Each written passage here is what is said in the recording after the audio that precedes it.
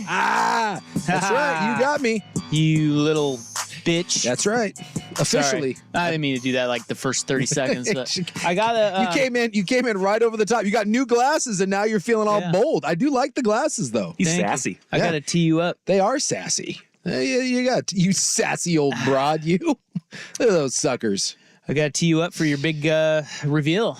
Yeah, I just, I don't know if it's a big reveal, but I thought you would enjoy it. I did very much. Yeah, I believe the masses will enjoy it as well. Yeah, so I was leaving jiu-jitsu this afternoon on my way to the station, and I'm pulling out of the parking lot there, and I noticed that there's something on the window of my car. And I was like, I'm like, what's that? And I thought, God, did someone hit me or something? Because it didn't look like a parking ticket. So I was like, God, I hope no one clipped me and left a note or whatever. So I pulled over because I wasn't certain what it was. So I pulled over and grabbed it. And no, it's no one hit my car, but they did want to inform me, nice park job, you electric driving soy boy. That is so great. Yeah. So whoever wrote this on the Robert A. Emmy Company, representatives of manufacturers of quality electrical products. I don't know if you work there or not, but thank you for your lovely note. And I'm sorry that we didn't get a chance to discuss my non-dairy choices in my life, but thank you for your nice note. Well, you are notoriously a bad parker. You've been caught multiple times. I have been caught parking poorly. Yeah. So this is, I mean, look, it was only a matter of time before you got a note, but I just love the soy boy commentary from, I mean, clearly a guy who drives a truck. Yes. Right? Yes. Well, and that's... Little does he know, an insurrectionist drives that electric car. Exactly. I feel like if he could have seen me coming out, we could have bonded. But maybe I just, the electric car was a bridge too far for him. He wasn't going to be happy. God, that's so great. I am sad a little bit that I didn't get to. I would have loved him to be placing the note when I was walking, like out. Turning around right as he walks away, He's right like, as you walk up to the car. It's a sweet note. Right. Thank He's you. this little geek. He's this little dork analytics guy.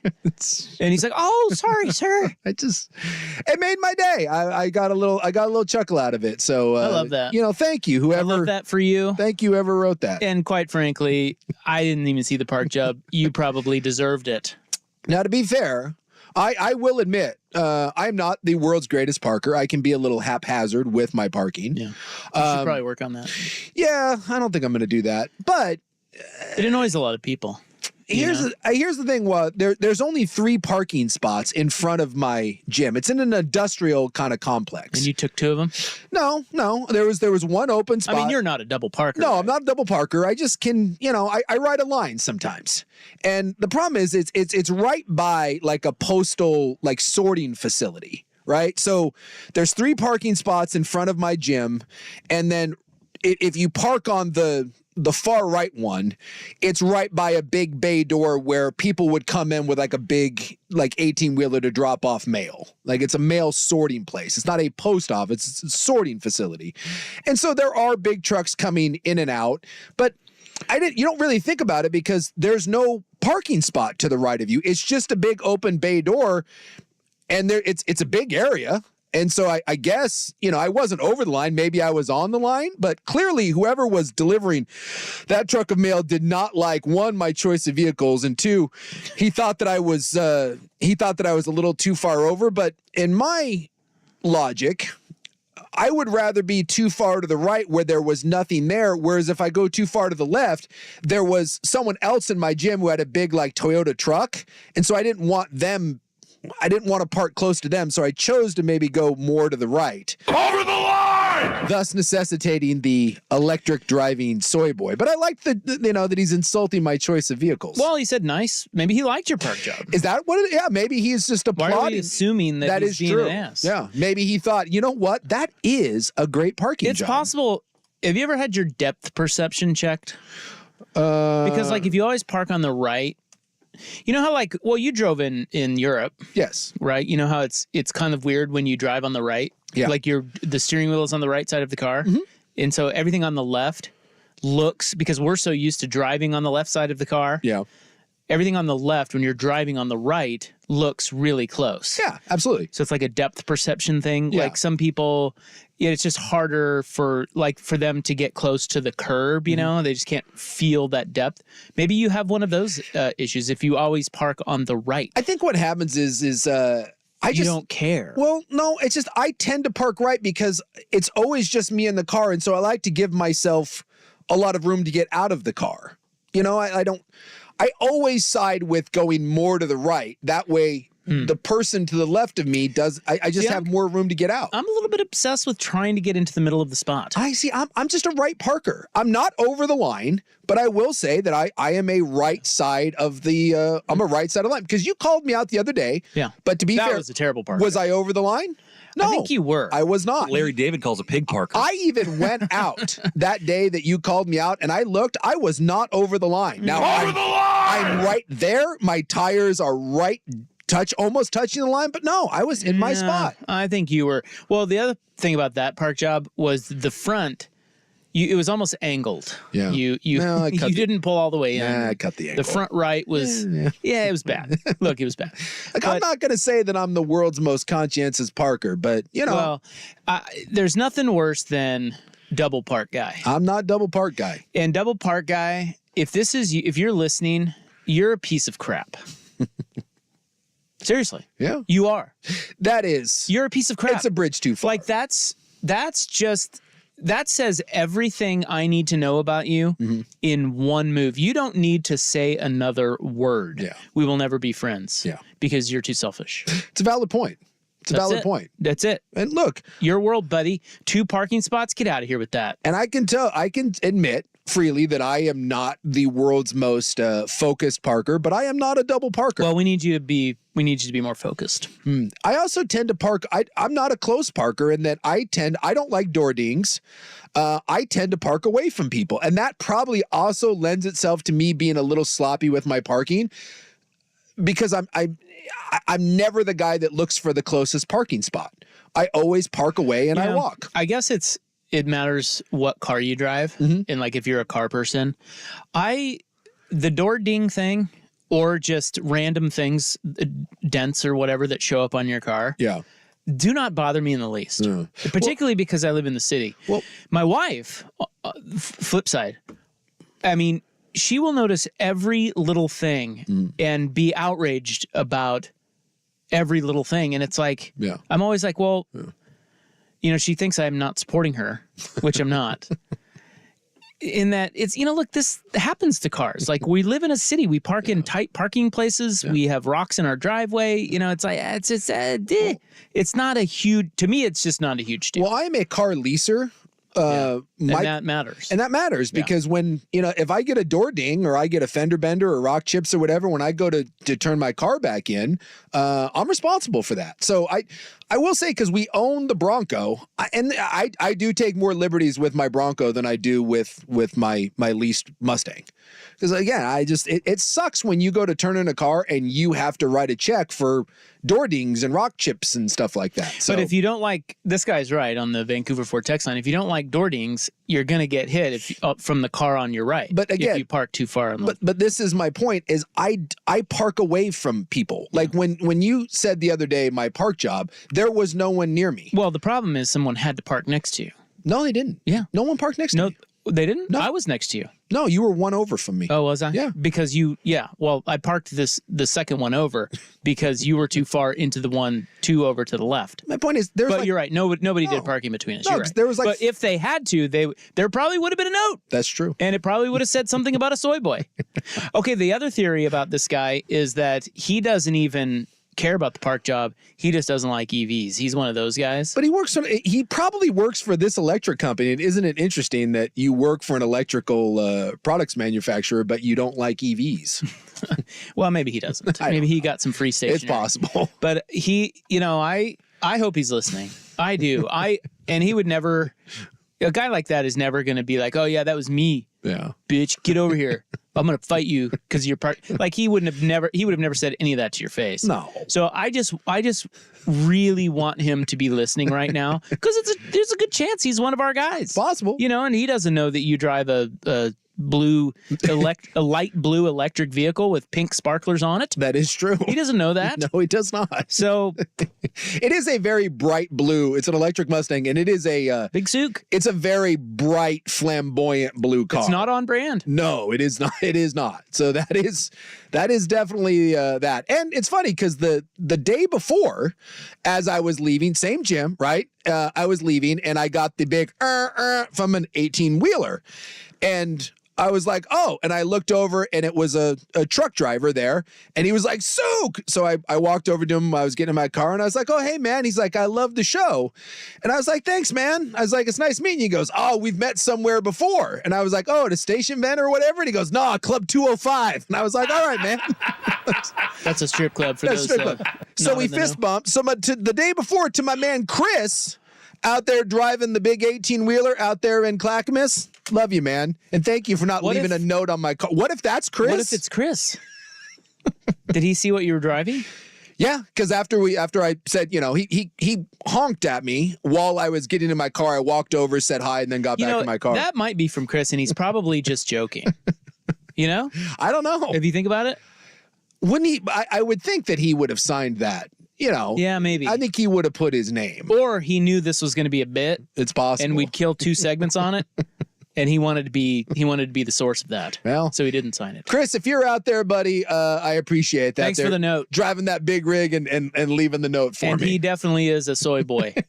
We've all thought that for years. I just enjoyed that of all the places. I was like, oh, we met at a golf tournament or did we meet at a restaurant? Nah, man. No. Club 205. Club 205. He's like, I bought you a White Russian. I said, and I appreciate that. With Mike Riley. Remember that? All right. Yeah. Big show. Big show. It's Thursday. Ryan Buckley's over there, everybody. Ryan Buckley. He's back. 2 days in a row. Starting a new streak. I'm back 2 days in a row. Starting a new streak. Yeah. We were wondering yesterday why the Niners are favored in the Super Bowl. I am confused. I'm still wondering. Well, Hugh Alfield is going to come on. He's a bookmaker, so he's going to tell us what's up. Yeah. 3:30. Well, again, it just last visit. Anytime it feels like everyone's going to one side, I'm thinking about laying some cash on the Niners. Yeah, I'm gonna hedge out. I just again, the last time I felt it was the Baltimore game. Niners by 50. I just had it. Everything in my body was telling me that there's no way the Ravens lose this game, and that's what I'm feeling about the Chiefs. So what I've learned is my intuition is crap, and go Niners. Hugh is going to join us. He's from A. He will join us at 3:30 for his final football betting hit of the season. But up next, the NBA trade deadline has come and passed. Hey, Blazers wheeling and dealing. Blazers did make a move. We were finally waiting for them to go all in with their chips, and go to that lake. I think they did it. I'll tell you what. One word. Upside. It's the key. Length. We'll get to that next on The Fan. The Fan.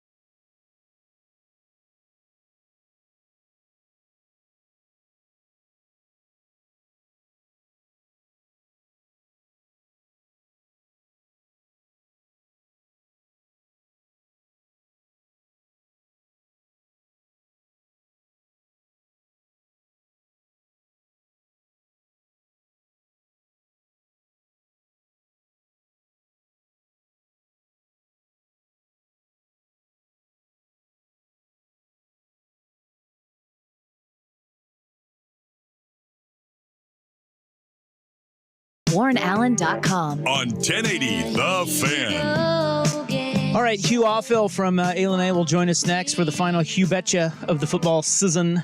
But first, NBA trade deadline. That is our poll question today. It is brought to you by AAA Heating and Cooling, a family business helping families for over 60 years. AAAIAQ.com. It is located on X at 1080 The Fan. Just put it up there. Which often traded player moved again today deserves it the least? It's the same dudes. Yes. They're always getting traded. Seth Curry, Dennis Schroeder, Kelly Olynyk, or Patrick Beverley. All a bunch of little trade bitches. Well, and the Morris brothers. Anytime, if you want to know if the Morrises are still in the Didn't NBA. even make the list. I feel like Gordon Hayward could be in there too. Yeah, He got Hayward shipped today again too. Just tune into the trade deadline and you'll be like, oh, one of the Morris twins is still there. That makes sense. So the four guys on this list have been traded a total of 20 times. Yeah. I feel like it's Schroeder, who's actually a really nice player. I agree. I mean, that's who would get my vote. none of those are bad guys. See, but Beverly I can see because he's like a hired gun and he's kind of wears out his welcome and he's annoying. Yeah, and now he's going to a place that, the second best player on the team absolutely despises him and had to release a statement saying, yeah, he's an ass and I hate him, but we're trying to win a championship. If you don't know, him and Dame, not on the best of terms, but Dame had to release a statement saying that all that stuff aside, we're trying to win. And Beverly's one of those guys that you probably, he is one of the most hated guys in the NBA, but when he's on your team, you tolerate him. Well, yeah, you tolerate him. He's a gnat. Yeah. And you love guys like that. Now, Lillard, so he does go to the Bucks, and Lillard said, quote, there aren't many players that bring it on the nightly like him. Yeah. Our past personal issues don't trump the opportunity to win the championship, end quote. So he hates him, but he's like, fine. Yeah, you put up with him. He's better than me defensively, so that's good. I would agree with you. I think it's Schroeder. I think he's a nice little player, but he gets dealt again. Yeah. At least with Hayward's Hell, I've lost track of where he got dealt too. Hayward's a nice player too, but he's just hurt all the time. And so we know that he will get hurt. Hayward went to the Thunder. Yeah. Which, by the way, Oklahoma City, like they have like 8 million picks. How did they not even have to give up a pick to go get a guy that when he's healthy will give you 15 and 7? That's a nice get for them. So the Hornets got Trey Mans and is it Davis Bertans? Yeah, something like that. I think it's Davis, but yeah. Davis Bertans. Well, and Mann was like the number 18 overall pick, but he's fallen out of favor. He doesn't play there. But with all those picks, you couldn't squeeze. The key is now like everyone gets traded for like 9 second-round picks. Like you couldn't squeeze like a second rounder out of Oklahoma City. It is so weird how many second-round picks get traded. Yeah. Well, I guess, as if they mean something. Well, I guess with the new CBA, that there is something to being able to fill out rosters with cheap second round picks that you can kind of move around. So, I mean, that's become an asset. It's harder in the buyout market now, and there's punitive things. They've made it harder to go out and do deals. So what else? Hornets also sent PJ Washington to the Mavericks for Seth Curry, Grant Williams, and a first. That seems pricey, but okay. Schroeder goes from Toronto to the Nets for Spencer Dinwiddie. Yeah. And he's going to get waived. And so he'll be in the buyout market. And they're saying that he will probably be for a contender, that's probably the best thing that's going to be available out on the buyout market. There's another guy. Yeah. The guy gets always traded. Yeah, nice player. Yeah. Yeah. The Blazers made a deal today, guys. Yes. Well, and to be fair, I guess I'm not going to be fair.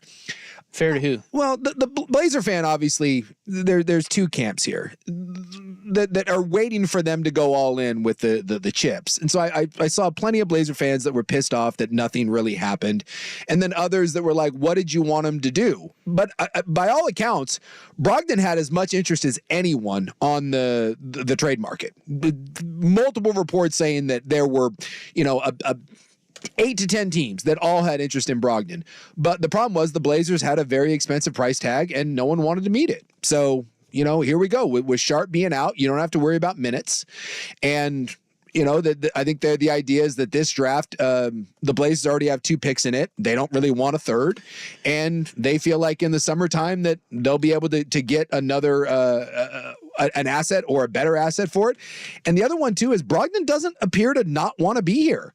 It's odd that a guy who is used to contending for titles, has won a 6th Man of the Year award, by all accounts, he just keeps saying how happy he is in Portland. So you don't have a malcontent. And then it's not like making a move now helps you. You're not trying to do anything. You're not trying to win games. So I get why they didn't do it. I just think it's another deadline where, Blazer fans are tired of inactivity. I think it's frustrating for him, but I understand why they didn't do it. I'll see your inactivity and raise you a Delano Bandon. Did I get that right? Banton, yeah. Banton? Yeah. Did anyone know who he was before today? Golf's on my mind. I didn't. I had to look him up. He's got cool dreads. Yeah, He has long hair. He's got some length. So he's 24 appearances this year, 2.3 points per game, a rebound and a half. Averages about 7 minutes in his appearance. So he'll get you a bucket in 7 minutes. So what he played in Boston. Yeah. The Blazers sent a second-round pick that's protected. Protected, that's key. Heavily protected. Yeah, because it's got to be like 55 or worse or something. Ain't gonna be no buddy stuff. Not even worth talking about. But he can't shoot or play defense, but he's got cool dreads. Yeah, my understanding is he's a poor man's Ben Simmons, and I'm not certain. And that's whoa. Ben Simmons is a poor man's Ben Simmons. Right. So. No, he is a poor man. He's a poor man's Ben Simmons. You're giving him far too much credit. But you didn't play in Boston. Maybe in Portland they'll pull the shoot later in the season and get him some minutes, and he'll wow people with his dunks and then get cut. I swear to God, if you want me to lose it, if that son of a bitch right there is the reason why they win 29 games, watch me lose my ass. You know who's going to be we're going to put I mean, I can't tell you the things we would have to do, but Delano Banton might be in trouble if he starts contributing. If we get to the final week of the season and that dude just goes wild, like they just pull the shoot on everything, but he goes nuts and is then they're responsible for like 2 wins to get him to 29, I may commit crimes. Well, it's not going to be that guy, but I do think it might be Brogdon because the Blazers have just enough veterans to scare you to 29 wins. Yeah, they're playing better. So they're probably going to have to really pull the shoot, like I'm hoping so. Shut down Simons. Yeah. And and that's Jeremy where Grant. That's where some of us on this show, 2/3 of us, we're counting on because. But they don't want a draft pick as the season. But they're. I mean, they do, but they don't want. Are they going to tank? There's no reason for them to win games. As we get down the stretch, there's no reason. None. You're not going to catch the truly awful teams in the league. You can with the loss tonight. Oh, you're not catching the Detroit Pistons. Hey. They got 7 wins. Starts tonight. Hey, by the way, the Pistons, the red hot Pistons. Yeah, they won last night. They won. They beat Sacramento. If they win again tonight.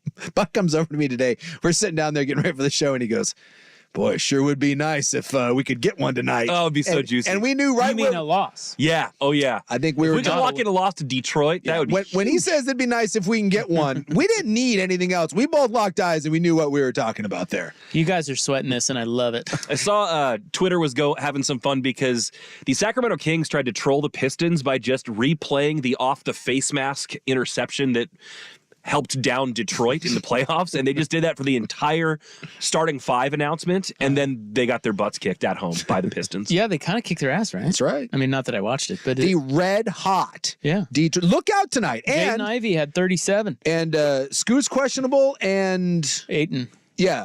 I'm going to go to that lake. So, maybe he's at the lake. We'll see what happens. Look, all I'm saying is that if someone ends up with some back tightness, Malcolm Brogdon, and you need to take some games off, you know what? I'm okay with it. I'm just saying, like, let's not be heroes here. Development and health. That's the key to the remainder of the season. All right, to tee up Hugh, Super Bowl talk next segment. Yesterday's poll question was, which unit is more worrisome, i.e. could struggle in the super big sports game? 59% said the Niners defense. 41% said the Chiefs offense. So, well, and neither one has been, necessarily lights out. So I will say this, to me, it's clear that the best unit in the game is the Kansas City Chiefs defense. Well, why are the Niners favored? This is a question we've been asking. Hugh runs the sportsbook up at A&A, and he'll join us next for a segment we like to call Hugh Betcha. But first, Buckley with Sports Center. This is a Super Week edition.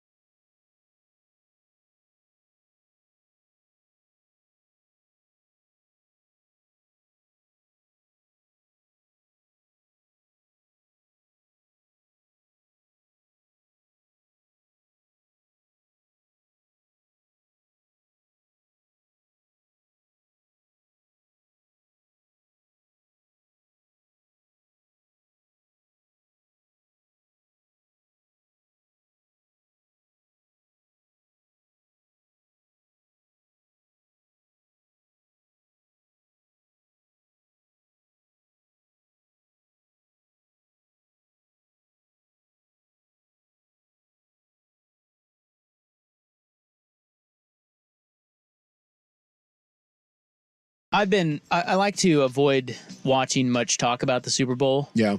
Particularly last week and some early in this week, so that I can really have fun with it. Like the last 3 days of Yeah, so it doesn't get overblown. Yeah, I haven't listened to, and you and I haven't talked a ton about it yet. We started some in yesterday, and one of our things was, why the hell are the Niners favored? It doesn't seem like they should be. Here is Hugh Offill from A. He joins us for Hugh Betcha, and he's an odds maker. So, talk to us. Hugh, why are the Niners favored? You got me. I mean, I had probably the game at a pick. I mean, just because the teams have been the way that they are. I thought through, and looked at some of the numbers we have. It's about dead flat-footed even right now. There isn't, money on one side or the other. It's almost even. Just making a little bit, maybe you take into the West Coast being there that make them a 2-point favorite. Like I said, I made it about a pick 'em and then see where it goes, where the public takes it. Is it true that odds makers really don't look at recent performance? They just run the numbers, right, based on the season. Is that something that could be a factor here? Run the numbers. You can sometimes take into consideration that if somebody, the way the playoffs have gone, if a certain team has played a certain way in the playoffs or matchups that they have had previously, common opponents, you can put that into there. But typically, once it comes to the playoffs and it's go time, you're pretty much going to use your straight numbers to what you're going to come up for a spread. Yeah, so you're just talking about like season-long analytics and all that, because that's the part that throws me a little bit. Just as an analyst, I'm not obviously any kind of odds maker, but like I don't care what happens in the first 8 weeks of the season. To me, these are totally different teams. So when you are making a line, how far back do you go? I might go back 6 weeks. Yeah. But typically, once the playoffs start, that's when I'm really going to focus on it. Because if you look into some of those weeks toward the end of the year, and if they've already clinched a playoff spot, and if anything that they want to work on, if the win or the loss, look, you're going to have to beat who's ever in front of you once you know that you're going to the playoffs. So little things that you can work on. Are you playing an NFC team or an AFC? Whatever the case is, if you're playing somebody that's not going to be hurt you anyway in the standings, you're going to the playoffs, get things right, because once that first playoff game starts, once the wild card starts, that's when you're going to be able to look and see how are your matchups, what are you going to be doing, how is the team going to do in terms of that. That's about, you don't want to take too much of the regular season because, I saw teams, both of these teams, they got played really well, and then they went into the dumpster and they didn't play well at all. And now they're back up to where they wanted to be. Made the playoffs and they, get to the Super Bowl. If there is regression for one of these two teams, what do you think is more likely, considering the opponent? Would it be the Chiefs regressing back to more like they were through much of the season, or would it be the Niners maybe playing better than they have so far in the playoffs?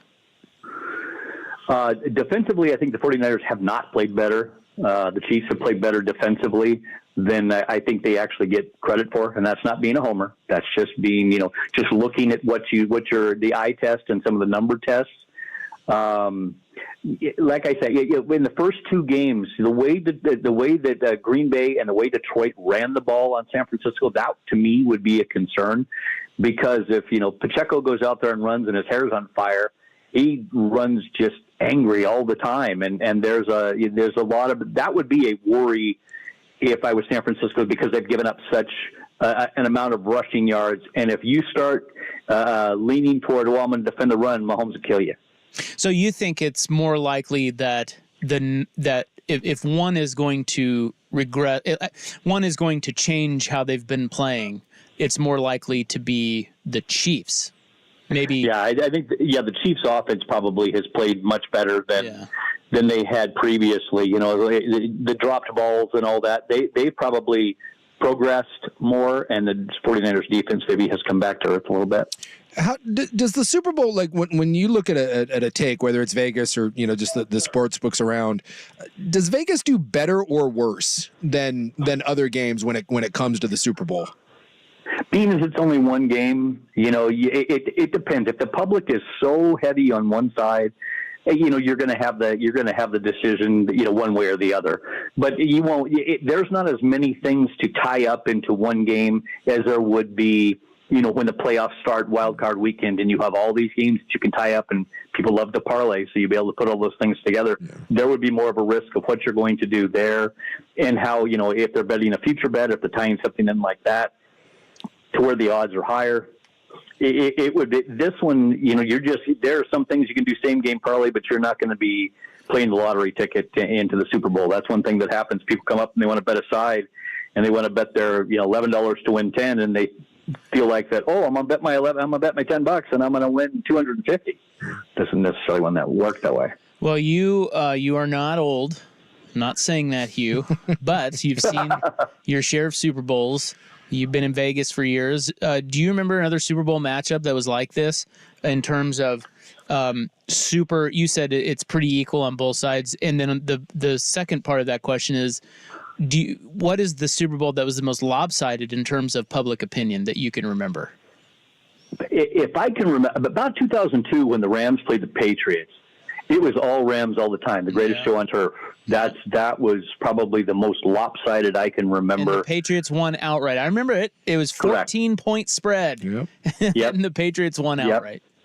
I mean, as I remember, that was probably the most lopsided, again, because the Rams had done what they had done, and that's probably the most lopsided I can remember. What about this one? You said it's pretty even, both sides? Right now, I mean, we're probably very even. I'm scary even, almost identical. Yeah.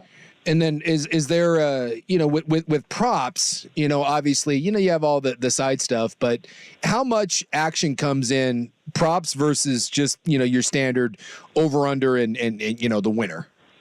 Oh, much more on over under and the winner of the game. There's a few props that I actually, that I like. If I was sitting there saying, hey, yeah, what am I going to bet on a few of these props? None of the outrageous ones that are just out there just for absolute fun. And again, play the lottery ticket to see how many you can hit. But but you're going to get much more on the side than you are the total and the money line than you would on the props. What are a couple of props that you like? Let's see. Karlaftis over a half a sack. Okay. I think that's pretty good. Butker maybe to make a field goal in both halves. What do you got to pay for that? That's minus $1.10 right now. Okay, that's not bad. Yeah. And then what was the other one? What's it called? I had McCaffrey under 89.5 rushing yards, and like I say, it's minus $1.09 right now. And let me go back to Butker to make a field goal in both halves is plus 205. So you're going to give me 2-1 to make a field goal in both halves. I think that's pretty tasty there. And Daddy likes Karlaftis with just a sack again over a half plus $1.20. There's some value there. You have to kind of look around for it, but I think that's value. So you don't think McCaffrey will hit 90? No, I don't. I think it's gonna. I think it will be tough. 90 yards, you figure in a Super Bowl, unless he breaks off a big run, that's tough for anybody to get. How do you sift through all those props? I mean, I just don't even start. I just listen to guys like you. You know what? I will go through them, and there's probably, like I said, there's 3 of them here that I like, but there's so much that's just simple craziness when you're trying to sit here and pick through these props. It's like I'm not going to. I would rather try to figure out who's going to win. The side's going to win, or what do you want to play with the total, than I would to get into the minutia that everything is as a player prop or just all the ridiculous props that you have. I think it makes it fun for the general public to be down on the game itself, because during this you're going to get everybody from 21 to 105 that wants to bet this game, and that just makes it more interesting because maybe they don't have a preference for the side. The 105-year-old guy's seen some Super Bowls. Yeah, he has. Now wait, that's right, he has. What will be your most bet prop at your book, do you think? Probably Mahomes passing yards, Purdy's passing yards, touchdown scores. Because you can bet like anytime touchdown for anybody. Those, excuse me, those are going to be the ones that are in.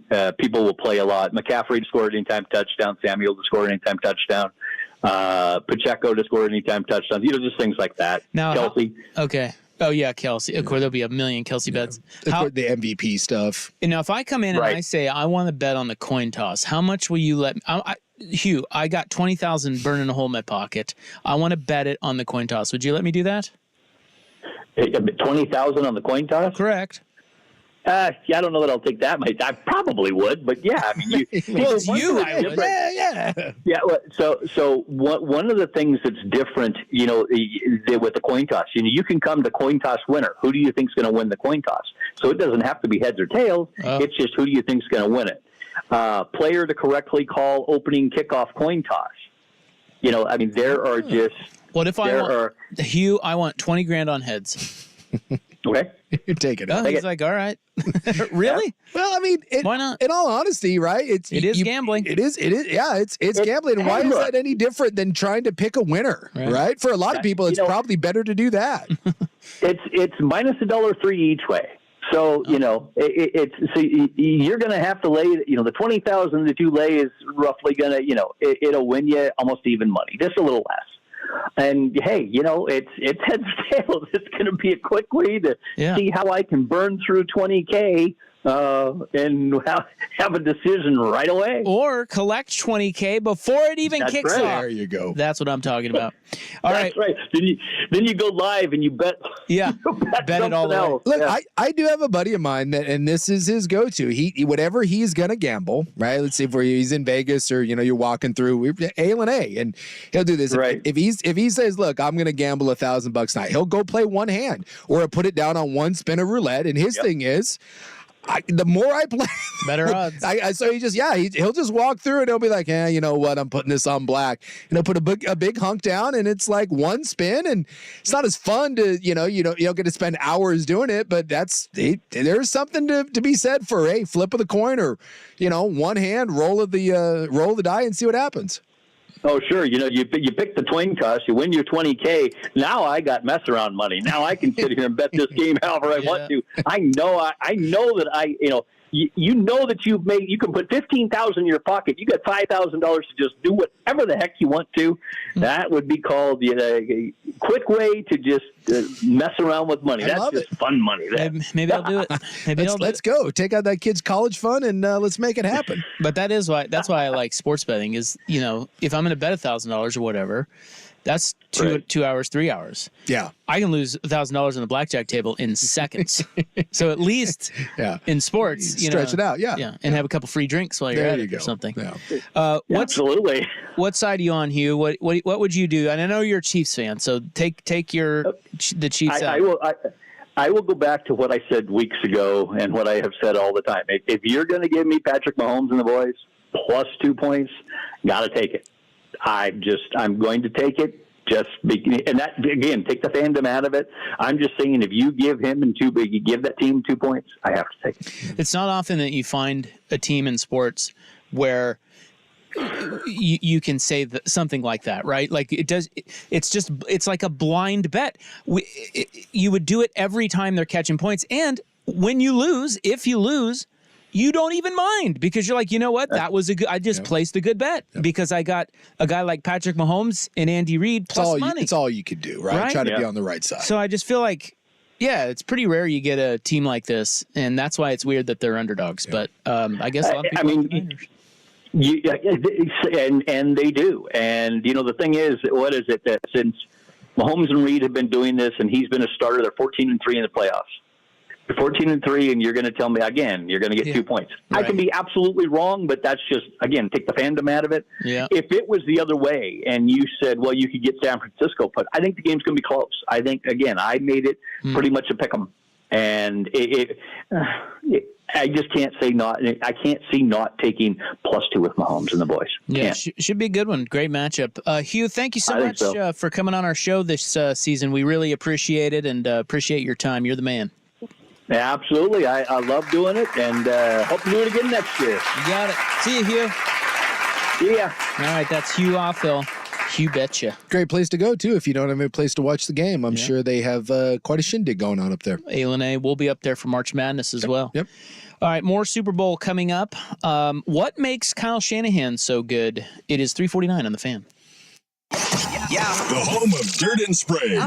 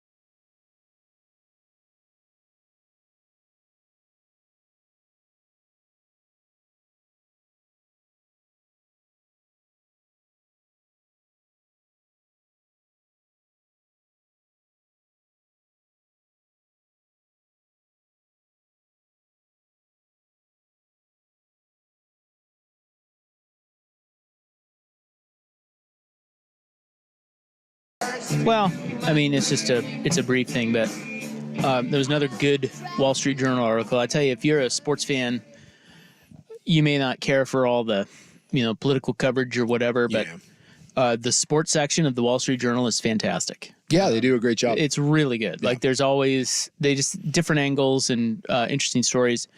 Worth it. Thanks to my friend Drew, who gives me his there you go. subscription, because I'm unwilling to pay whatever it is, $1.99 a year or something. Some of that stuff is really cheap. Yeah, I know. Like The Athletic and like is dirt cheap. And it's amazing how people are like, nope, not doing it. Won't do it.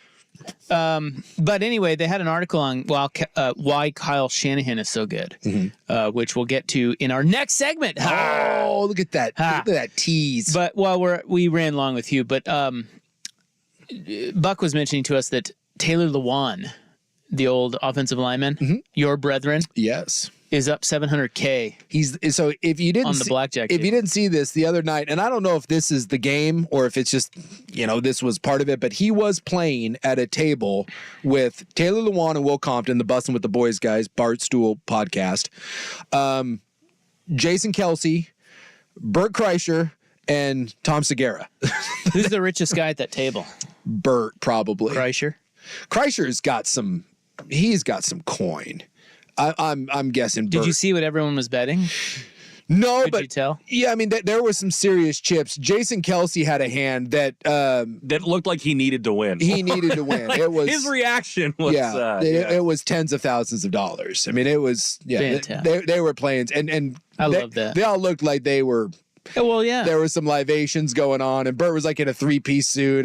Bert. You know who loves that? The casino. The casino. Yeah. So I guess they're saying this according to like Portnoy that Luan is doing the old strategy, and it works if you have the bankroll to do it.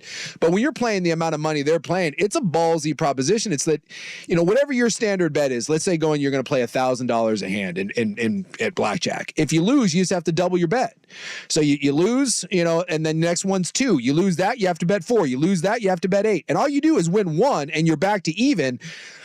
The problem is when you're betting tens of thousands of dollars, that adds up real fast. So, Portnoy used Compton as the example. He said he wants to make $10,000 a night. We've been here for 3 nights. If he wins the first hand for $10,000, he's out. He's done. He's done for the night. Yeah. But if he loses, he'll go 20, then he'll go 40, then he'll go 80, until he gets back to even and wins 1 hand.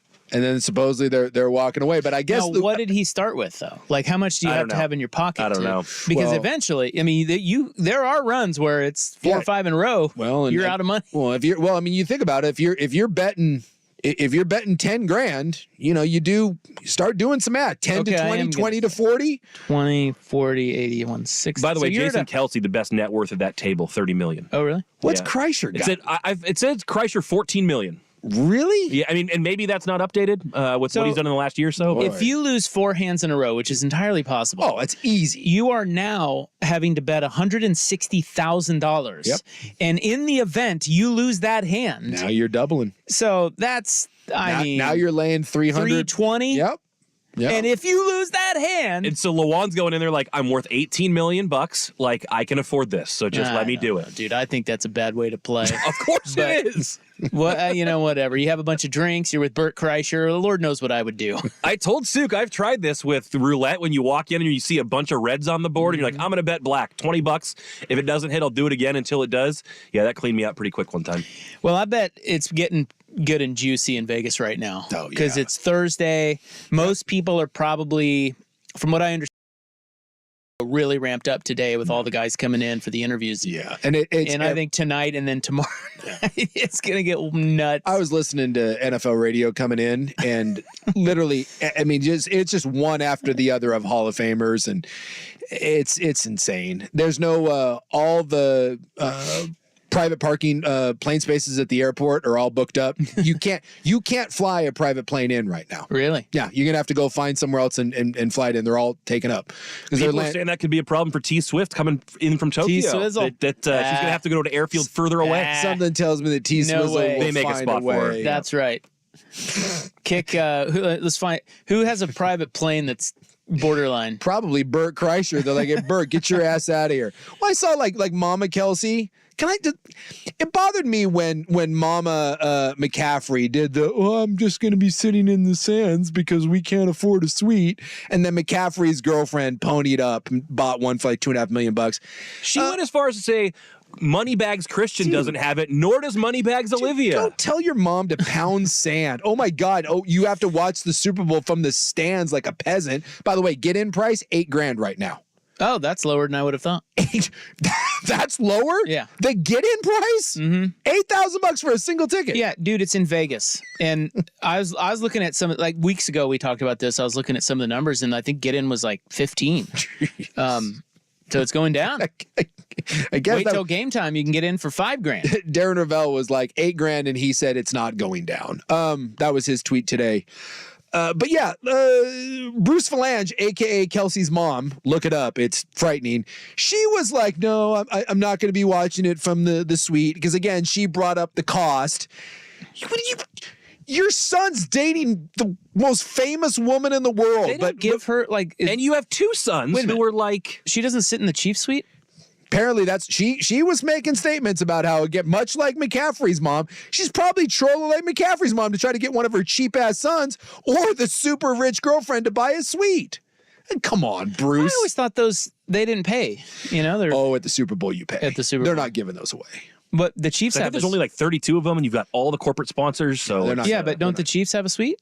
Yeah, but your mom. The Chiefs are But, like, making the Hunt Travis family- Kelce's mom the pay. Hunt family. maybe Yeah. they're not going to just have like that whole entourage in there. Yeah. But I'm sure that the owner has one, but yeah. Yeah, right. So he could invite them, but he probably didn't, and so that's why she's complaining. Well, there's a limited number of people, and He doesn't want to sit with that. He doesn't want that circus around him. I wouldn't. Not his monkey, not his circus. I wouldn't either. No, man. Like when you want to buy Super Bowl tickets, you got to pony up. You get so many for free, but after that, you got to pay. And but the players have to pay. Like it's a big deal. When we were going at Tampa, all those players are fighting all the idiots like me to try to give them tickets. I mean, it's a whole deal. Like I remember Warren Sapp trying to come up with like 40 tickets to that game. I mean, you're spending thousands upon thousands of dollars. Those players lose money on the Super Bowl trying to come up with that amount of ticks. Well, I just thought, with the Taylor Swift thing and Kelsey, I don't know. I guess I just never thought about it. Yeah. Yeah, they don't just give it. The old lady has to pay. No one in the NFL is going, yeah, I know Taylor Swift, you're kind of a big deal, so here's a suite. No. They're like, would you like to buy one? But they're not giving her squat. Sure, what's the price? $70 million? Done. So you said that, wait, real quick, I know we had to go. Yeah. But Christian McCaffrey's mom Was bitching. was complaining about the prices of the suites. Yes. And Said said it couldn't even be afforded by Moneybags Christian or his wife Moneybags Olivia. And so then, and who's his wife? Miss Universe Olivia Culpo. Yeah. And so they bought one to tell her to shut up? I guess so. Olivia Copo supposedly surprised Christian's mom with a suite for, her birthday or whatever. Okay. Which again, Well, she better appreciate that. I'll tell you what, man. I would tell the parent to get lost. You're sitting there complaining about not having a suite at the Super Bowl. Well, I don't know that I'd tell him to get lost. I'd let him complain and just roll my eyes, but I certainly wouldn't buy one for them. It's ridiculous. Well, it sounds like she's only worth about $7 million, so Oh, it's not just a drop in the bucket for her. Christian, on the other hand, what's he worth? he's making $11 million a year. He's not making 11 million. He's bringing home about 5.5. Right. And $2 million. I mean, that's a lot.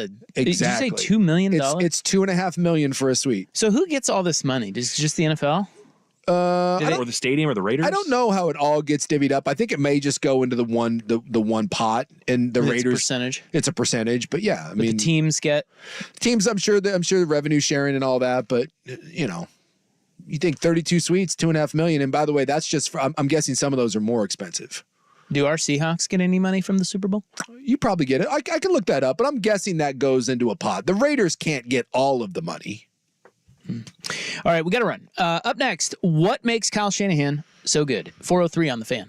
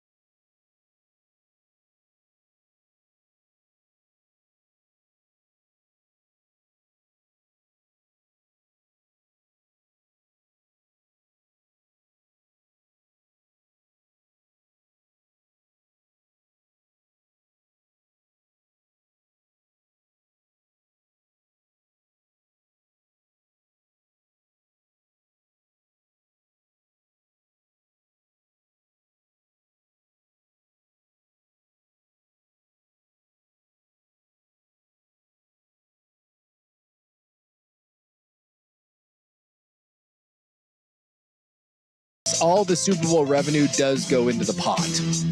So there's a contract that the NFL has with the stadium. Yeah. And whoever else. Mm-hmm. And then they just, in that contract, they split it certain percentages. It just all goes into the NFL revenue. And then there's, because we don't know, the NFL doesn't release their books. The only way that we get a glimpse into it is with the Green Bay Packers, because the Packers are publicly held. So you can kind of take what Green Bay releases and then you multiply that, with 31 other teams, and you can kind of get an idea, but it all goes into one big pot. So the money that they make off the Super Bowl goes into league revenue, and then that gets distributed 32 ways. So there are some things to hosting it where you do get some financial overrun that's a benefit to having the game in Vegas. But ultimately, the majority of the money that gets made this year in the Super Bowl, like it does every year, just goes into the league revenue pot, and that gets distributed amongst the players because they have the collective bargaining agreement. They get a certain percentage of the total league revenue, so the salary cap goes up. And the Raiders get no extra because they're technically the host. They're the host, and it sounds like there's some cost. There's like almost like, what would you say? Like you won't lose any money. They get to recoup any money that they spend. There's a certain percentage that gets cut off for that. What do they have to what are they spending money on? My guess is just, probably contracting out, running the game. I'm sure that they use the Raiders staff and security and game day operations. So I'm sure the Raiders, I was reading through the article and it just says that there's allowances for the host city, but technically you don't get anything other than you get it to come to your city. So that there's ancillary stuff behind that, because obviously the city benefits from it, but the actual money from ticket sales to merchandising to TV to all of that does go into the NFL and then league it just pot. gets distributed. And then it gets distributed. But for Allegiant Stadium, is that what they call it? Yeah. That all to the NFL. Oh, really? Yeah. Okay, so they don't. So the NFL doesn't pay them. Does not seem that way, no. To host the game, yeah, no. Because they're like, you're lucky to have our game, yes, buddy. And they're saying just off Super Bowl merchandising alone, and again, the NFL won't release figures, so these are all just estimates, but they're saying that just off Super Bowl merchandising alone, estimates have it somewhere between $50 and $25 million for just merchandising. That's it. Just selling that part of it. Just selling T-shirts and hats and the rest of that crap. Of just the Super Bowl or like Raider stuff Super Bowl. Just for the Super Bowl.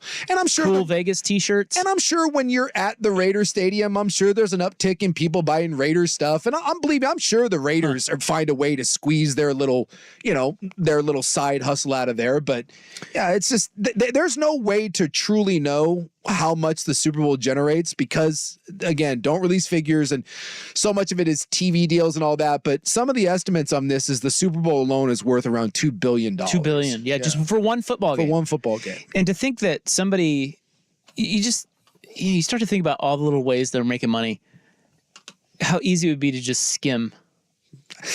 It wouldn't shock me. I'm guessing if you're Mark Davis, I guarantee you're finding ways to make money off of this. The Saudis would. There's just exactly. There's no other way that you could. I mean, there's just so much money descended upon your city, and everyone's fighting tooth and nail to get one of these in their city. And I guarantee maybe Portland can host one. I don't think that's going to happen. No, you don't think that'd go well? No. All right. I mean, we've had them before in like Pasadena. We've had them at the Rose Bowl, and that's not an NFL. The Super Bowl's been at the Rose Bowl. Yeah. What? Yeah. When? And the Super Bowl has been in LA when there hasn't been a team there. Wow, didn't know that. So, a good Wall Street Journal article I was reading about Kyle Shanahan and what makes him so good. We were talking about this last week, 2 weeks ago. Yeah, 5 times, by the way, the Rose Bowl has hosted the Super Bowl. What was the last one? Guys who played there in 1980, 83, 87, and 93. Who played in 93? I think that was the Cowboys. I think the Cowboys won. The Cowboys won one of their. I remember that Bills. One of the Cowboys Bills. They beat Super the Steelers Bowls. there. That was the one. Steelers? I thought it was the one that Larry Brown picked off Neil O'Donnell a couple times and ran him back. That was at the Rose Bowl. I thought so. I do remember the Cowboys winning a Super Bowl at the Rose Bowl. I remember the championship video of like Aikman running around out there because he was a UCLA guy and. Yeah. All right. So 2 weeks ago, we talked about what makes John Harbaugh so good, also from the Wall Street Journal. And it was an interesting point about how he's not beholden to any set playbook because he's not an offensive coordinator or a defensive coordinator. Yeah. And that's what makes John Harbaugh so good is he can meld a lot of different concepts together. So this week they had one on what makes Kyle Shanahan so good, and that's interesting because he has revolutionized the game. And they were talking about how the spread is out and the squeeze is in. Do you know what this is in reference to? Yeah, when you're talking about where you're lining up, because it used to be that the idea was that the NFL and all football was just we're going to spread you out 53.5 yards and sideline to sideline. And Shanahan was one of the first guys to come in, and this is where we talked about this a number of years ago, but especially with Kittle and Juszczyk, what they can do is the Niners can line up 4 wide with their tight end and fullback. And if you want to play nickel or you want to play dime, cool, we'll shift down in. And all of a sudden, now we're in heavy. We can take Debo, we can take Kittle, and we can take Juszczyk, and who went 4 wide. And now we're playing in a phone booth, the squeeze.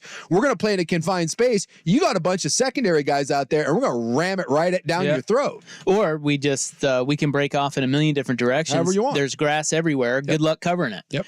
So the numbers on this are pretty interesting. So the spread, when you hear about spread concepts, they're talking about 30 yards between the widest players. Yeah. So the guy furthest out to the left, guy furthest out to the right, there's 30 yards in between them.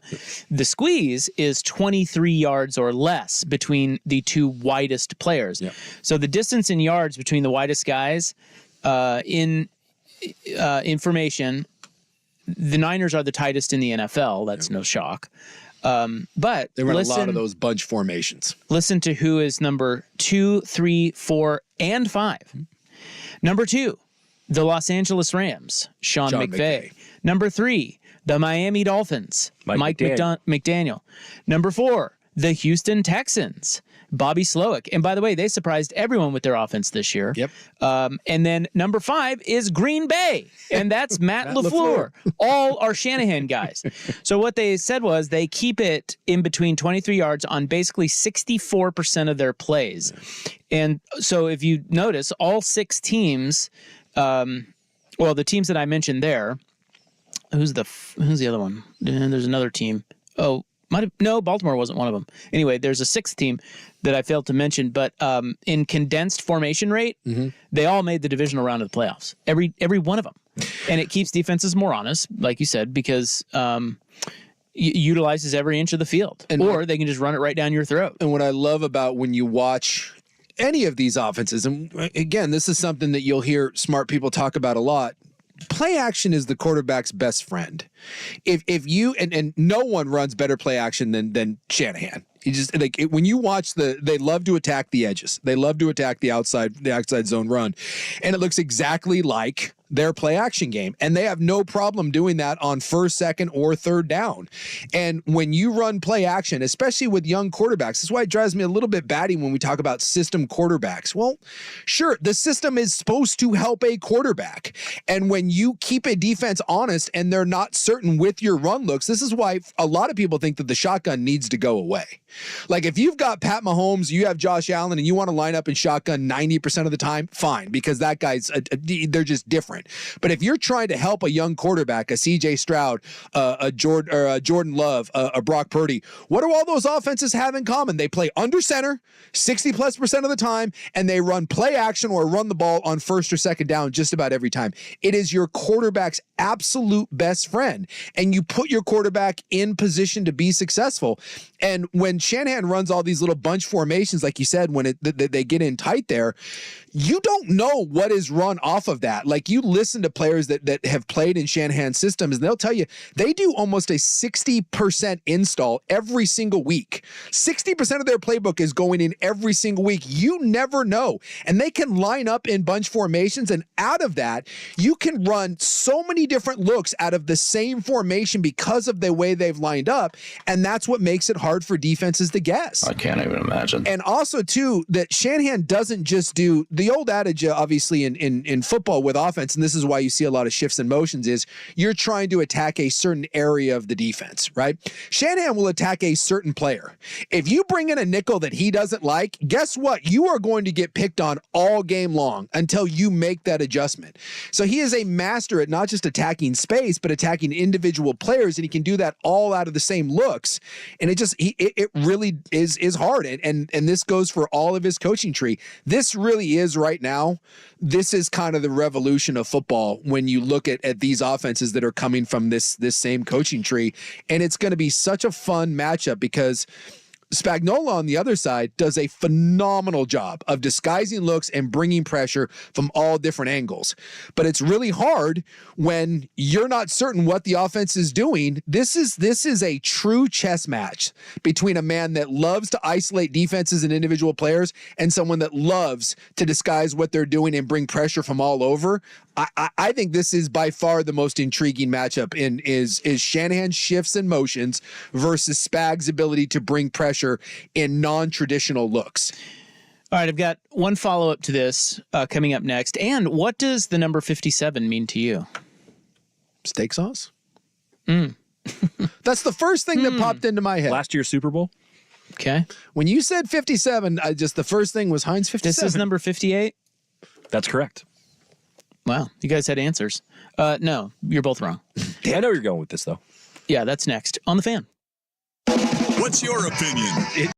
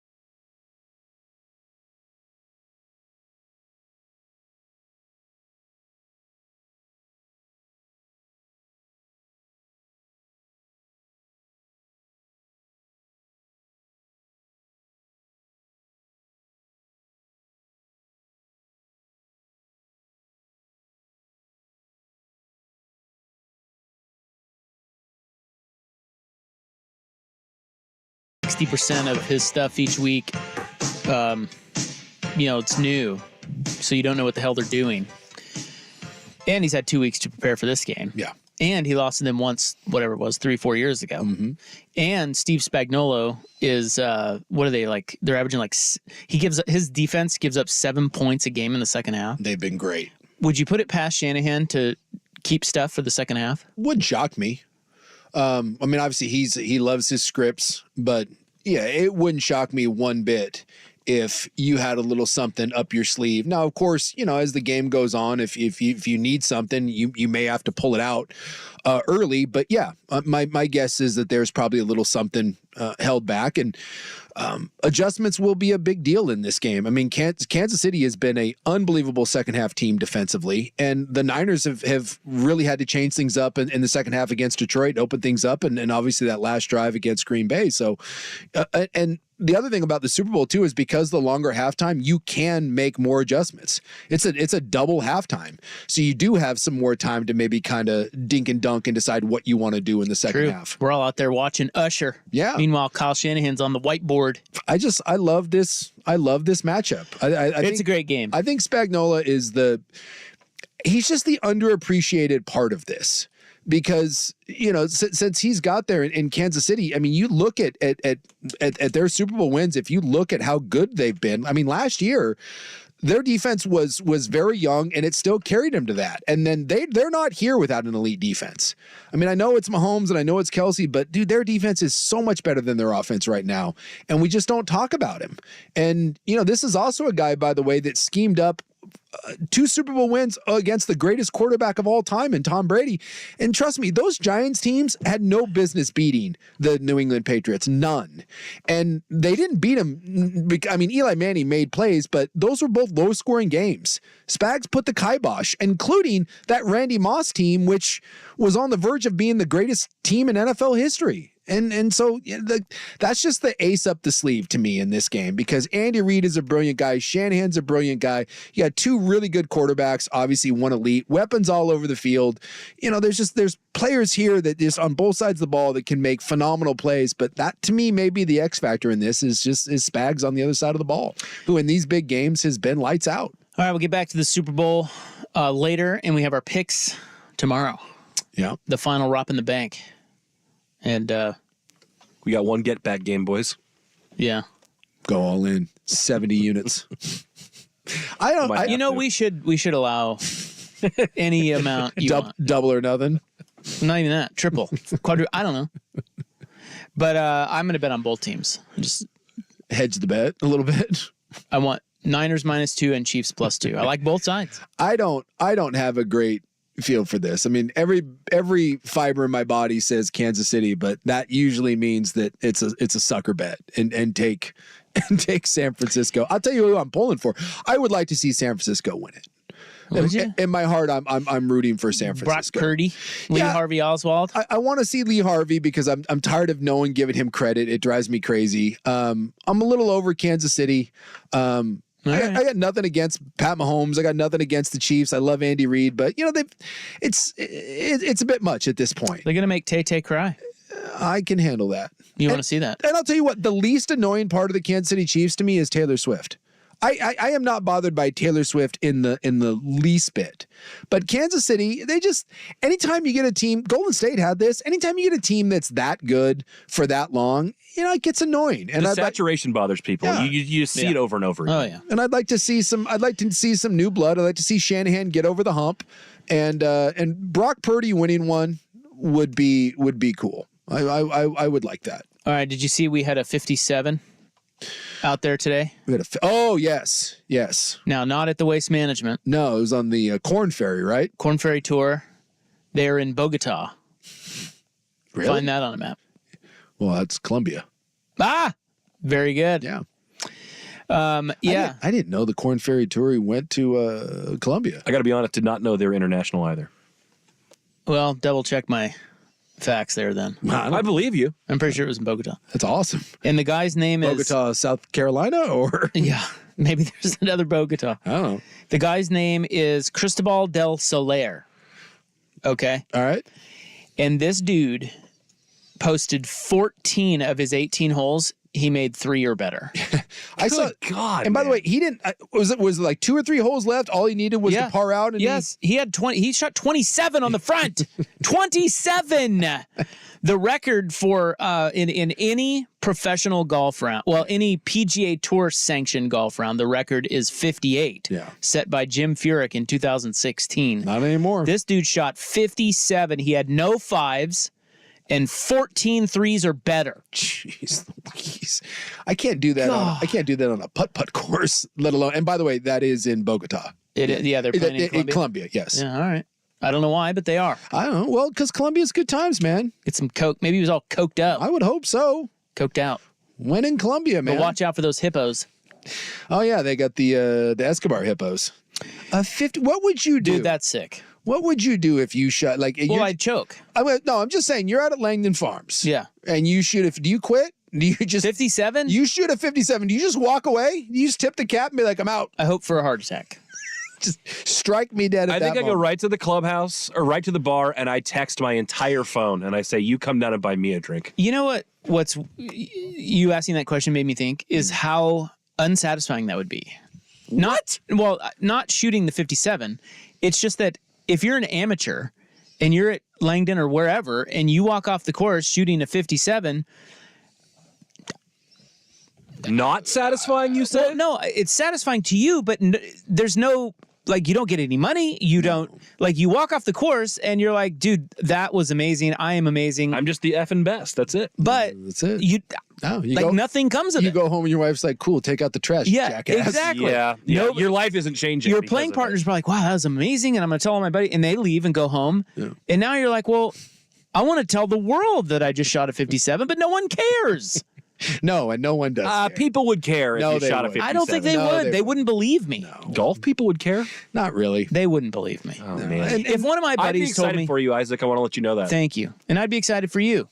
Although you'd never shoot a 57. No, I wouldn't shoot an 87. Well, maybe an 87. Neither would I. I wouldn't shoot a 57, but yeah, that's just insane. It's insane. Yeah. Like at least a hole-in-one, everybody... You know, it's like a moment in time, and and people buy you drinks and stuff. But that round, or you buy a drink, whatever. But yeah, the whole round, it's like wow. But I would choke if I was like anywhere near that. I would just all of a sudden bogey, double bogey. You know, well, it's like I'd be thinking about it. Well, you hear like guys that bowl as in just recreational bowlers, like 300. Although 300 is a lot more common than 57. But I can imagine just being some palooka out there, what that's like when you realize. And by the way, I'm guessing you start choking around hole 12. You don't even get to 14 or 15 before you start to choke. You play a front nine like that. You're telling me you're calm going into the back? No, your knees are shaking on the 10th tee. Yeah, it's 27-44. Then you just mount the 27 and you just, you know what? Just post the 9. Yeah, what did you shoot? 44. What did you shoot today? I shot a 27, and I'm not going to talk about the back. No, but seriously, if one of my friends said he shot a 57, I'd be like, dude, shut up. Yeah. Dork. At least make it believable, like 63. Yeah, you would have everyone, Vancouver Vortex line, you would have everyone calling Bull Roar on your 57. So you would just stop telling people. It's true. Like, babe, I'm telling you, I shot a 57. She'd be like, will you shut up about this? I don't even know what that means. That's the disappointing part when you go home and you're trying to be excited, and she has, even if she's attempting to be excited for you, she has no frame of reference. I try to be Davis Love around my wife with my golf. I don't know what do you remember when he played? He was very stoic. Just stoic. Yeah. She will never know what I shoot or how I played because I just walk in the same every time. Yeah. You're a robot. You're a machine. That's right. And you know what? Never forget us. It's probably for the best. Yeah, she doesn't care. No. All right. We're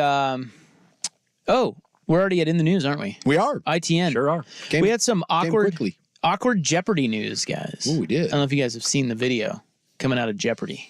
Oh no. Local girl. I saw the awkward Wheel of Fortune, but I don't think I've seen the awkward Jeopardy. Well, we'll compare notes. All right. Next, here's Buck.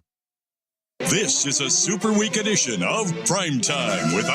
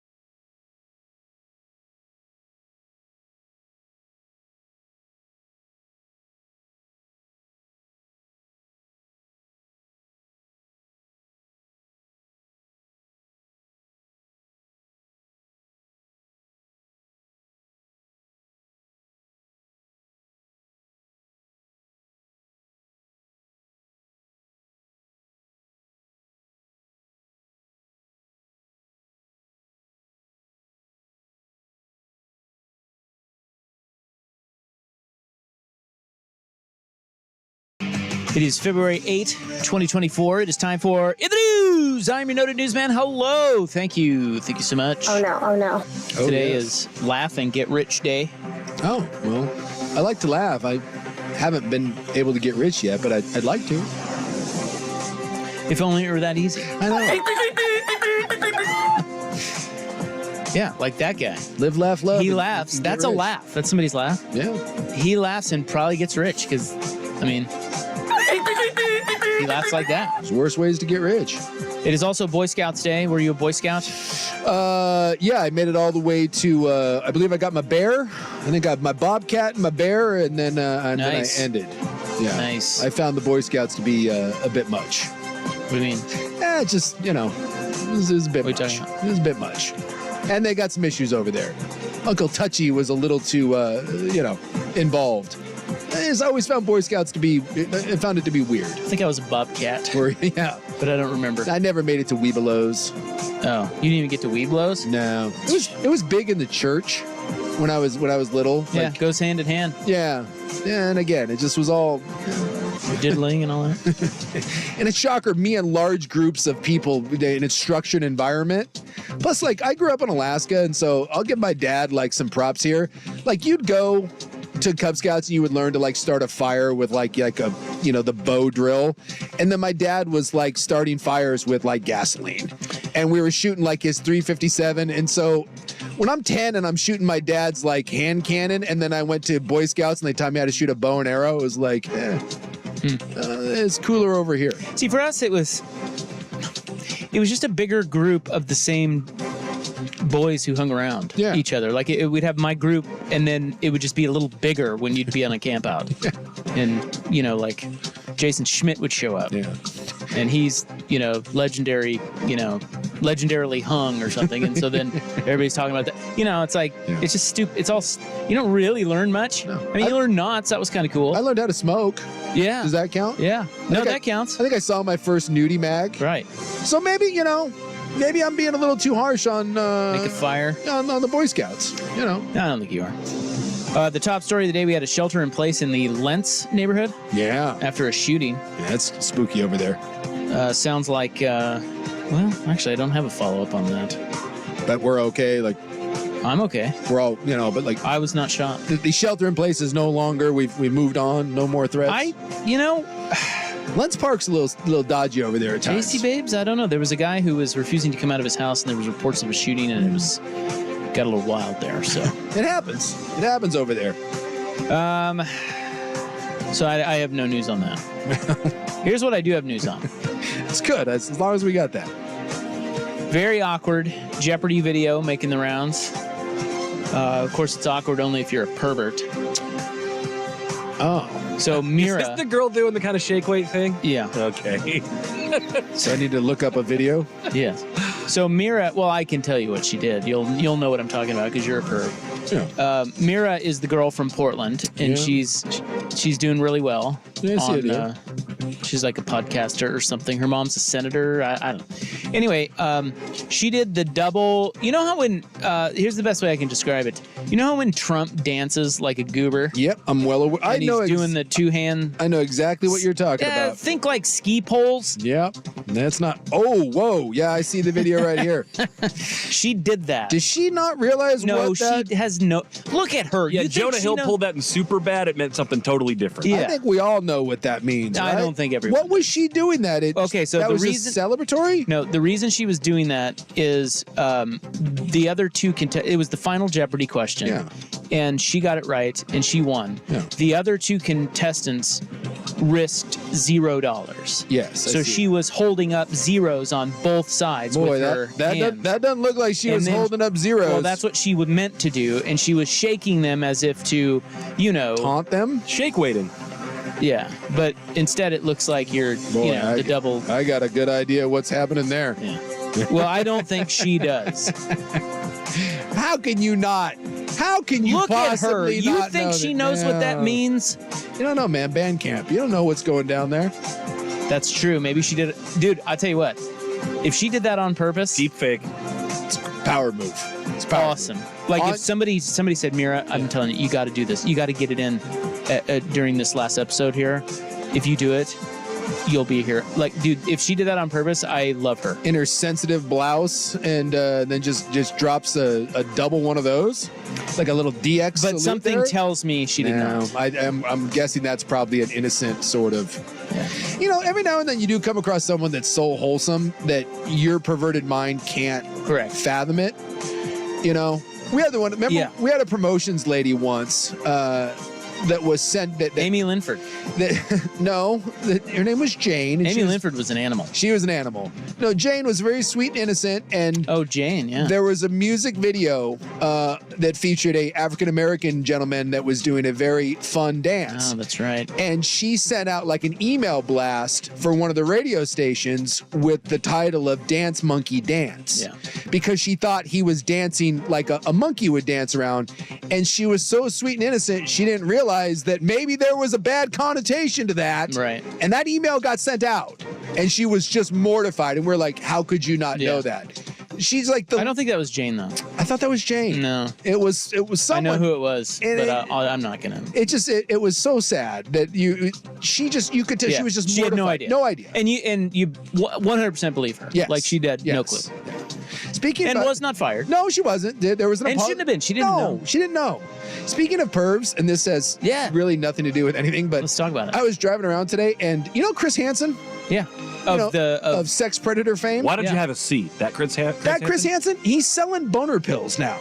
Is he? And of all the people to sell boner pills, is Chris Hansen, who's only famous for catching child sex predators, should he really be hawking boner pills? Is he hitting that market, do you think? I don't know. But didn't he have some legal and money problems? Maybe. I think he's had some problems. So, but of all it's a thing, it's like he's selling, the whole ad was like, don't buy fake Viagra, buy the real Viagra, and take it from me, Chris Hansen. And I was like, of all the people to sell erection medication. Because I've busted a bunch of creeps who use this stuff. Right. Why Chris Hansen? That seems like the worst possible person. They probably couldn't get Jerry Sandusky. He's in jail. Right? Like, what? That's the only one. Maybe him and Jared. That's the only one worse than that. Jared Fogle, yeah. Because when you think of Chris Hansen, you think of sex predators. And now you think of Chris Hansen, you think of boner pills? It was and this was a national ad campaign. What are we doing? I'm not sure what we's doing. It threw me for a loop today. I just made, when we were talking about pervs, I was like, A little hot perv talk. Chris Hansen. Seattle Man has nukes next on The Fan. This is The Fan's Window into Sports, a view into today's top stories. Brought to you by Window Nation, online at windownation.com. Nah, I gotta get my relationship right with that. Gotta get my relationship right with Dame, man. Time with the championship, man. Gotta get my relationship.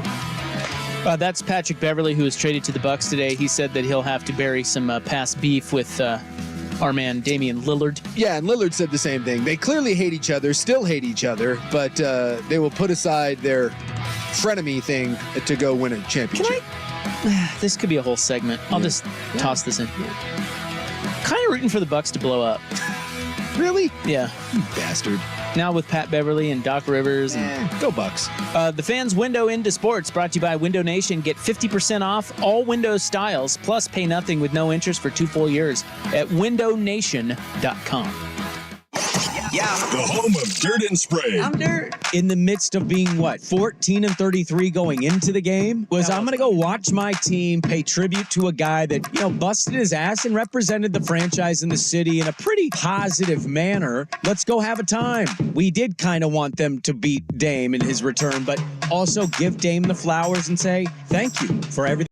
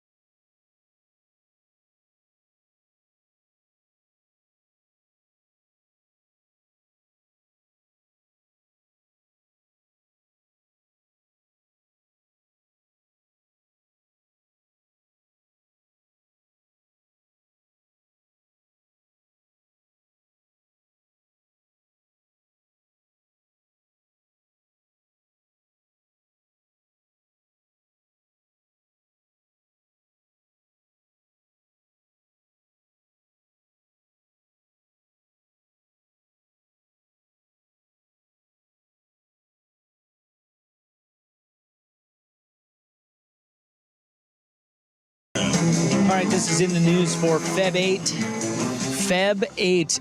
This one comes to us from Bellevue. You've been up there. Yes, I am. Washington, in your state, where you reside. I don't reside in Bellevue. That's a little out of my price range. Your state, Washington. It's That's where you reside. The Lake Oswego of Seattle. It's nice up there. Yes, it is. Police say an old rocket found in a western Washington state man's garage is an inert nuclear missile. Come again? Some guy has an old nuclear... He has a nuke in his garage. I don't think you're allowed to do that. On Wednesday, the National Museum of the U.S. Air Force near Dayton, Ohio, called Bellevue police to report an unexpected gift offer. Police then responded to the donor's home with a bomb squad. They said the device is, in fact, a Douglas Air 2 GD, previously designated as MB-1, an unguided air-to-air rocket that's designed to carry a 1.5 kiloton W-25 nuclear warhead. Because you know what that is. I'm guessing it doesn't. Well, all you need to say is that there's a nuke, but I'm guessing this doesn't have the warhead on it. Correct. Right? Of course not. This is a big bomb go boom situation. If it did, that would be... Can you imagine a nuclear warhead attached to a missile in some guy's garage in your neighborhood? Well, I got a buddy of mine that goes to my gym, and he's on the Portland bomb squad. That's what he does. And he's a military guy, and I think he's nuts because the idea that you're responding to that throws me for a loop. I'm imagining him showing up to someone's garage to dispose of something and then finding maybe we just I don't know who you call at that point. Oh no. Well, it's him. I think you're right. Like, why do you want to be on the bomb squad? I don't know. There's no upside. I guess there is. Is there? Well, you're a hero if you defuse one. Hazard pay? It makes no sense to me. Like you spent years avoiding bombs, not getting blown up in the Middle East, and now you're going to come back on. I don't. It's odd. So emojis. Let alone you go up there and there's a nuke. Yeah, it's like a bad reacher plot. The bomb squad discovered there was not a warhead attached to the rocket, so there was never a danger to the community. Did they have to look, though? Yes, they brought out the bomb squad. Do you think for a brief moment the bomb squad was like, guys, what if this... Yes, of course they have to be, right? Boy, you imagine the poop in your pants when you're opening the cone of that thing to find out if the warhead's on it? I mean, you get a call from the Air Force, and they're saying, hey, you need to go to this house. This guy claims he's got a nuclear warhead. Oh my God. The man who owned the rocket did not wish to be identified. He told police that he had purchased the rocket from an estate sale, and since there was no warhead present and the military didn't want the rocket back, they left it. Now, how did Terry Porter get his hands on a rocket? What does that go for at an estate sale? What does a price tag on the nuke? Well, if it's still there on Sunday, it'll be half price. I'm guessing, look, I don't know the cost of nuclear weapons, but I'm guessing that that's going to fetch a pretty penny on the black market. Especially if you put that out there for like an eBay open bid style. See what happens. So yeah, I don't know. There's a lot more to this. Like, where did he? What estate? What? Who had that at an estate sale? I don't know. Kim Jong-un? We really need more information here. A little nuke humor for you. I'm looking to see how much it costs to create a singular nuclear weapon. By the way, I'm sure someone's showing up at my door after Googling this, but What do you mean? I don't think I should be Googling how to build or price out a nuke, but... Well, hello there. I'm interested. There is an article on CNBC saying here's how much a nuclear weapon costs. Google bound and gagged next. Jeez. Whoops. No, well, according to, you got to build a whole program. No harm, no foul here. Yeah, of course. Yes, of course. That's how you do it. You're looking between 1.1 and 3.2 million? No. Don't be on that. Right. By the way, that's a big range. What? Really? 1.1 to 3.2 bill? Yeah, right. Well, I guess size. Yeah, I suppose. I'll build a little baby nuke for 1.1 billion. I can't buy an NFL team for that, though. Isn't that crazy? Yeah. Think about that. I can buy a weapon of mass destruction easier or for less expensive, significantly less than I can an NFL team. I mean, you could wipe out all the teams with one nuke, probably. Well, not all of the teams. One team, Yeah. Well, two. I mean, they're playing. I don't know. You wield a lot of power with that one nuke. That's right. You do. You really do. That's why they don't let us privates have them. You know? Yeah. I'm trying to see what it would cost if I just bought one that was already made. Because that's if I'm trying to develop my own program. But if I just want to buy one from someone that already has one. I'm looking at you, Pakistan. What do you mean? Like, oh. You're saying... Well, it's 1.1 to 3.2. Like if I want to, like if I'm a country and I'm like, hey, I'd like some nukes. It costs a lot of money. Information's on the internet? Yeah. Like you can just call Pakistan. They'll probably give you a bargain. Can we price check over with Silk Road and see how things are going over there? Right. I'm telling you, there is a... Is it that hard to get your hands on a nuke? Yes. I mean, it should be, It's quite difficult. I like that you're just... a couple Google searches and we're already down the road of who to call. Yeah, pretty much. I mean... Saudis would know. There's plenty of articles on here. When you Google how much does a nuke cost, I got everything from black market to setting up my own program to all that stuff.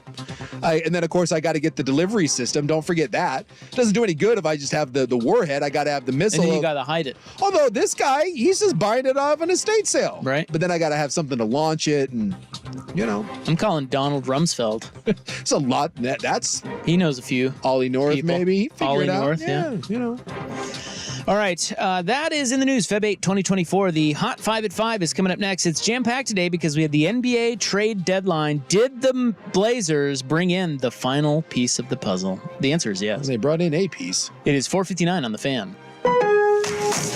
Shop can't miss deals on appliances this President's Day at Lowe's. Right now, get up to 35% off select major appliances. Plus, save an extra $75 on every $750 you spend on all major appliances, like LG, America's most reliable line of home appliances. Shop in-store or online for more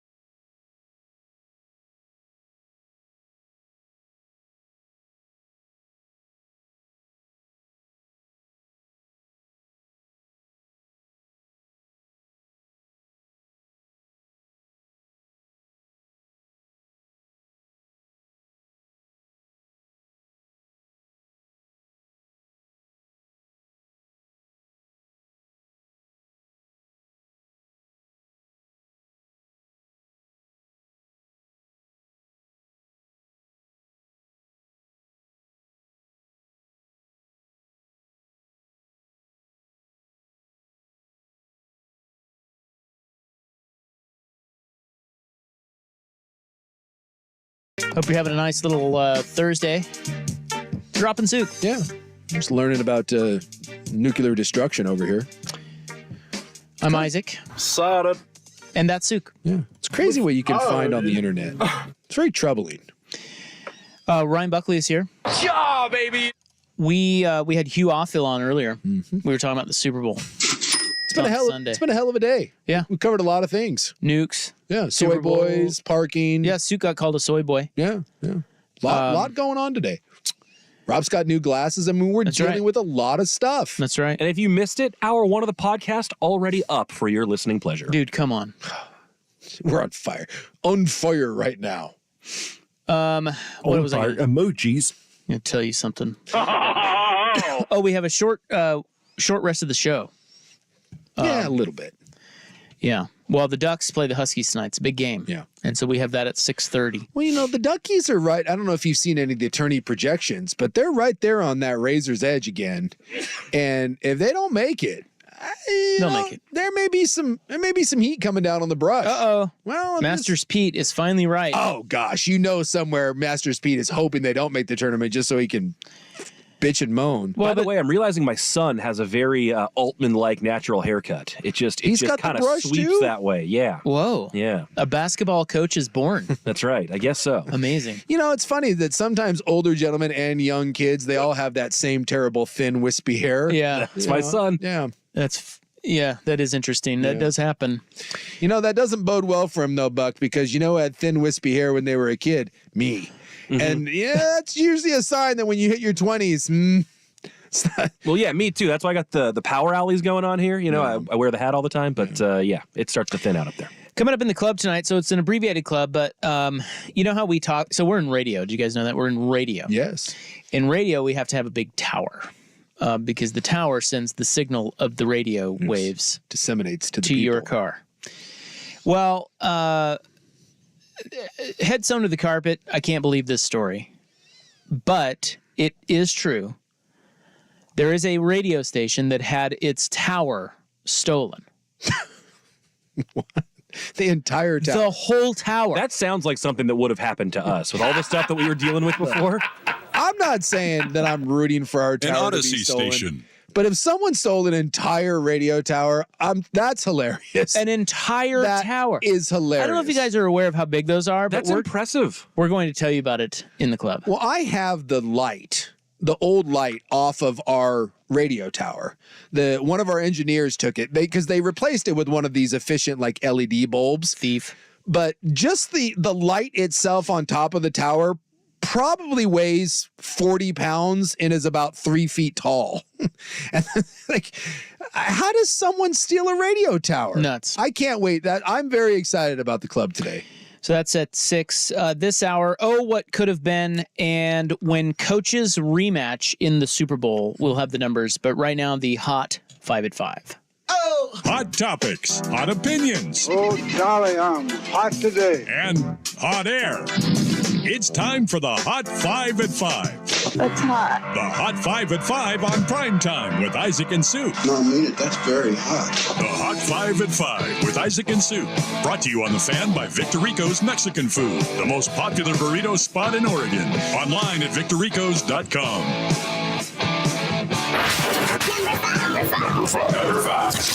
Number 5. Has a guy who had such a big postseason ever gotten less right after it? They avoid arbitration, the Rangers and slugger Adolis Garcia. I thought that figure seemed shockingly low. Shockingly low. Yeah. He has re-signed in Texas, 2 years, $14 million. Are you kidding For the me? toughest out in the postseason? Dude, he hit 357 with 5 home runs and 15 RBI in the ALCS alone. The dude was a machine. He hit 39 taters in the regular season. Yeah, they got him for 2 years, 14 mil. I'd like that deal. Wow. And that's avoiding arbitration. He settled on that. How? Isn't that wild? That is fascinating because he's not a super young guy. I think he's 30. I was gonna say he's been around the block. I mean, good lord. That I will say what tell you what the MLB, how they keep salaries down, the arbitration it's brilliant on the part of Major League Baseball. You think like the NFL and the NBA do cost control? Major League Baseball has been phenomenal about that. It takes a while for you to get your money. Yeah. Or you get it all up front, and then in 5 years you're a total bargain, like the Braves did. Their entire roster. Until today, Jim Furyk held the PGA Tour record for lowest score in a sanctioned golf event. He shot a 58 in 2016. Not so fast. Corn Ferry Guy breaks that by shooting 57. Now that's 13 under. Par at that course was 70. Cristobal del Soler is his name. He's from Chile. He posted 14 threes or better and no fives at some course in Bogota. Round one of the Waste Management Phoenix Open was hit by bad weather, but they did get back out there. I was just watching. I got to pull it up here. Sahith Theegala is your round one leader. Not familiar with his game. You will be. Yeah, big dude, pretty smooth. Yeah, he's gonna win. He'll win a major. Where did he came close to competing at Riviera last year or something like this that? one. It was this one against Scotty Scheffler. Oh yeah, you're right. So he is 6 under. He has done Shane Lowry and S.H. Kim 4 under. Jordan Spieth among those 3 under, along with Nick Taylor and Cameron Young. Some of those guys just started, though. And then Matthew Fitzpatrick among a big group. Number 3. 2 under. The Blazers actually favored tonight, hosting the crappy-ass Pistons, although Detroit is coming off an actual real-life win in Sacramento. The red-hot Detroit Pistons. Tip will be at 7. Both DeAndre Ayton and Scoot Henderson are questionable. The Blazers did make one small trade today, sending a heavily protected second-round pick to the Celtics for a guy by the name of Delano Banton. Yeah, he's a 6'8" guy that doesn't play a lot of defense and can't shoot. A crappy version of Ben Simmons, apparently. 6'8" guy who just doesn't play a lot. Yeah. Cronin's having a press conference right now, by the way. He has cool dreads, though. Yeah. Not Cronin. No. Cronin's bald. But that would be cool. Yeah, he's down there. He's having a presser at Moda Center. And by all accounts, it sounds like Brogdon was one of the guys that had the most interest around the NBA. But the Blazers had a high asking price and really didn't behoove Portland to move him. They already have 2 picks in a draft that they're not that impressed with. So you just kick that down to the offseason and see what happens then. Plus, Brogdon actually had said he wants to be here right now. Here on the Fan tonight at 6:30, Ducks host the Huskies. Oregon won the first meeting by a deuce. The Ducks are 1 back of Arizona in the Pac-12 and the number 8 Cats. They have a good one in Utah tonight against the Utes. About to get underway there. Baylor hiring former TCU coach Gary Patterson in an off-field senior advisory role.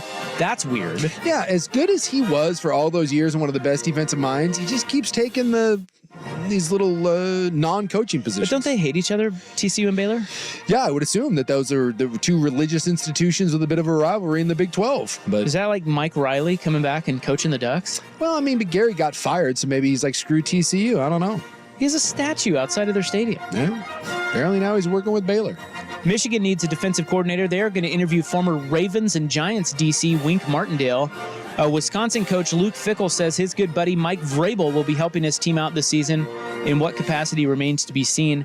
And one NFL note, Baltimore police investigating a domestic assault reportedly involving Zay Flowers. Ravens wide receiver Zay Flowers. Not a good end of the season for old Zay. Bad couple weeks for that guy. I was reading today, too, and I didn't realize that ever since the Ray Rice thing, their ownership has had a zero-tolerance policy. So if there's anything to this, he's done there. Because he's one of the best young receivers in the game. Yes, he is. Also, too, kind of cool that, the Vrabel hanging around that program. And that's what Fish said, too.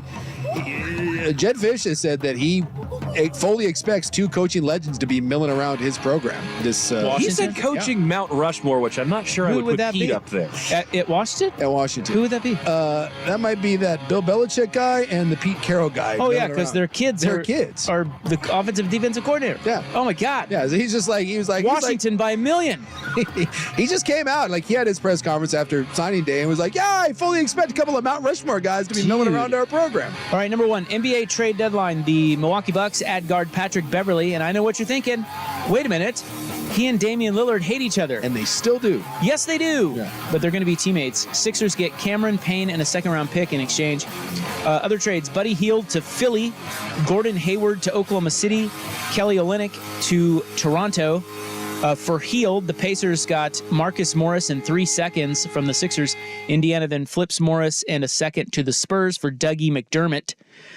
For Hayward, the Hornets get Trey Mans and Davis Bertans. Is that his name? From Correct. the Thunder. For Olynyk, Jazz get Otto Porter Jr. and a first-round pick from the Raptors. Utah also gets Ochai Akbaji, my Jayhawk. Yeah, Rock Chalk. He's not all that good, though.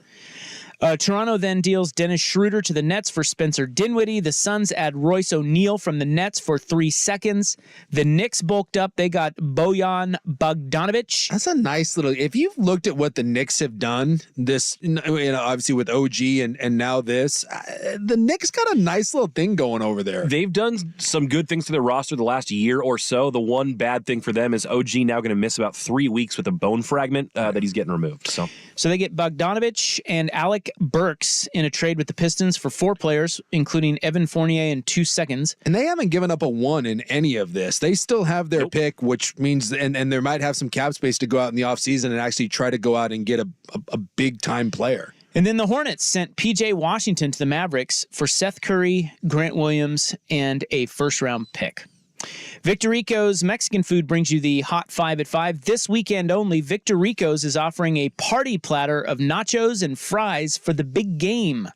In-store or online at victorricos.com. When coaches rematch in the Super Bowl. Next on The Fan. It's The Fan.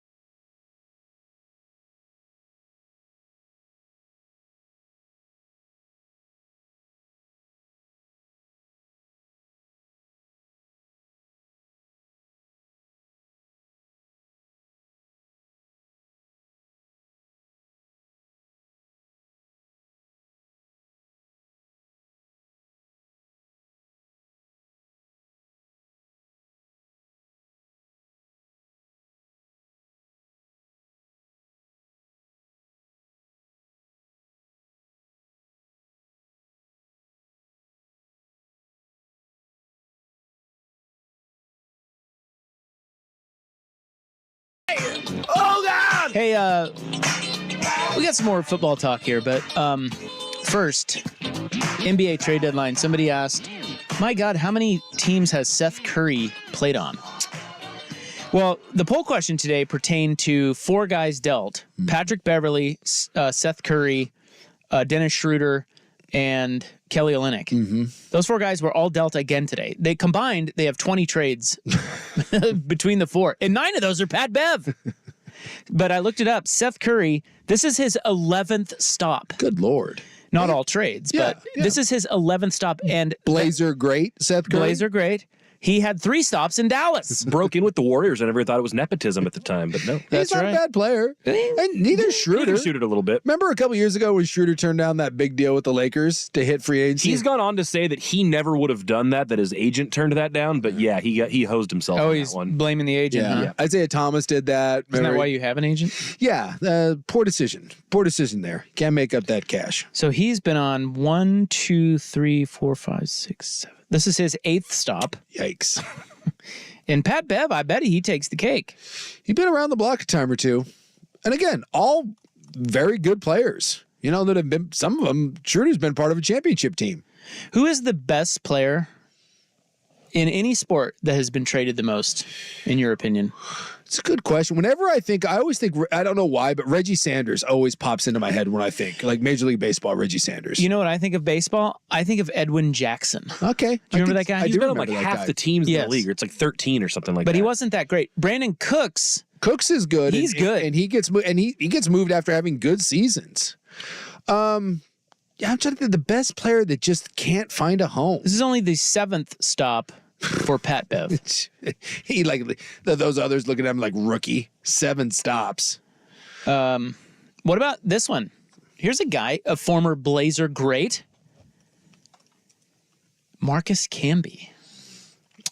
I felt like he did get around quite a bit. He was traded a lot, and he was damn good. I feel like DeAndre Jordan also went a lot of places. And you know what? He feels like he's collected a couple rings riding the bench, too. Like, he got one with the Nuggets last year, right? Who? DeAndre Jordan. DeAndre Jordan.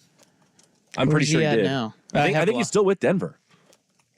Yeah, I feel like I don't know why. And maybe that's just like one of those, it's only been 4 or 5 teams. I just feel like he's been around for a long time. Well, he was with the Clapers. You like the Clapers? I love the Clapers. He was with the Clapers forever. Dallas, New York. Is he 1, 2, 3, 4, 5, 6, 7? Yeah, he's been with 7. Okay. It feels like a lot, but, it's not. Well, he's 35, so there'll probably be 3 more in the next 2 seasons. Kevin Willis, I seem to remember being moved a bunch. And then you get to the end of the careers, like, Shaq and Patrick Ewing and a lot of these guys at the end. Eric Dickerson got traded a lot. Yeah, Dickerson was always getting bounced around. Yeah, I was just reading that Brandon Cooks broke his record for the most traded football player. Yeah, but that doesn't really count. Football guys don't get moved as much as the others. Well, but also it's often like a guy like Eric Dickerson. That was just all at the end. Yes. It's kind of doesn't get like these guys. What about Kimbrel? Craig Kimbrel has been a closer on so many good baseball teams. Yeah. And he's not even, I don't know that he's that great, but he just seems to have a lot of winning postseason appearances. It's a good one. I don't know who it is. I'm looking here. I was thinking of guys that played for a lot, like Julio Franco. 1, 2, 3, 4, 5, 6, 7, 8. Yeah, but only 8. He's 60. He's out there swinging. There's just some guys that, they're good, not great players, and you move where there's an opening, you move where someone's willing to pay you. And ooh, by the way, little late breaking Blazers news. Yeah, for you bros out there. Mm-hmm. Blazers. The 2 guys that I do this show with, Ryan Buckley and Jason Skukanek, they were high-fiving during the break. I want you guys to know that. We can't. There's glass between us, but there might have been some head nods. Yeah, in spirit at least. Because Ayton, Scoot, and Brogdon are all out tonight. I'm going to go to that lake. And do I breathe? Questionable. And, of course, the reason why these 2 chumps are high-fiving your hometown Zers and rooting for injuries on your hometown team is because they have the under on the over-under season win total. Yep. Now, the interesting thing is I was just checking DraftKings to see the line on the game because earlier it was Blazers -6. Yeah. They briefly pulled the line off, but I just double-checked Do you care to guess what they came back at now with the Ayton, Scoot, and Brogdon news? I bet the Blazers are still favored, but only slightly. Yeah, I'm going to go Blazers 1.5. Yeah. Blazers -6. What? They're favored by That's more. how bad Detroit is. Stop. Dude, I think there's value on the Red Hot Pistons. I think coming there off is. a big win. I'm not kidding. I think there is too.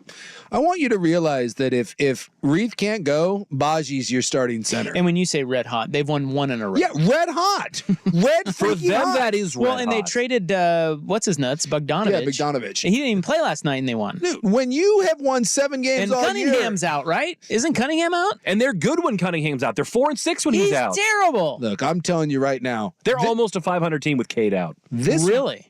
Yeah. If they win, tonight, this is going to make up for like that Pacer win that the Blazers had. Yeah. We're sweating it a little bit. They had a couple big wins, and I was getting a little nervous about it. And tell you what, dropping one tonight to the Pistons be a nice little feather in the cap. You know, Monty Williams is a pretty good coach. Should be. He's making like $14 million. Pistons +5, guys? I thought you said it's 6. Oh, 6. Sorry. Yeah, you know Or it what? might be 5.5 now. I Went like down to 5.5. tasty. Only you know what? -105. Let's go. I like the action. I like the action. Don't mind that. Jaden Ivey for 3. Especially if a man do up Reith can't go. Make Let's it do rain. it. Make it rain, Pistons. This is the sort of time after the trade deadline where everyone starts picking it up and Portland starts sitting guys. I like it. Yeah, because Detroit, it's not like they're not going to get the number 1 pick. Exactly. They got the number 1 pick locked up. Portland, on the other hand. You know, the worst record anyway. Yeah. Portland, on the other hand, they got some stuff to play for. They're sitting right there at 15-35, and there's a lot of teams that are in that range. You know, now you're competing against the Raptors and the Hornets and the Nets. Can't be stacking up W's at this point. Can't be doing it. I see value, guys. I like it. I see value. I like it. All right, up next, when coaches rematch in the Super Bowl, the numbers. Here's Buck. This is a Super Week edition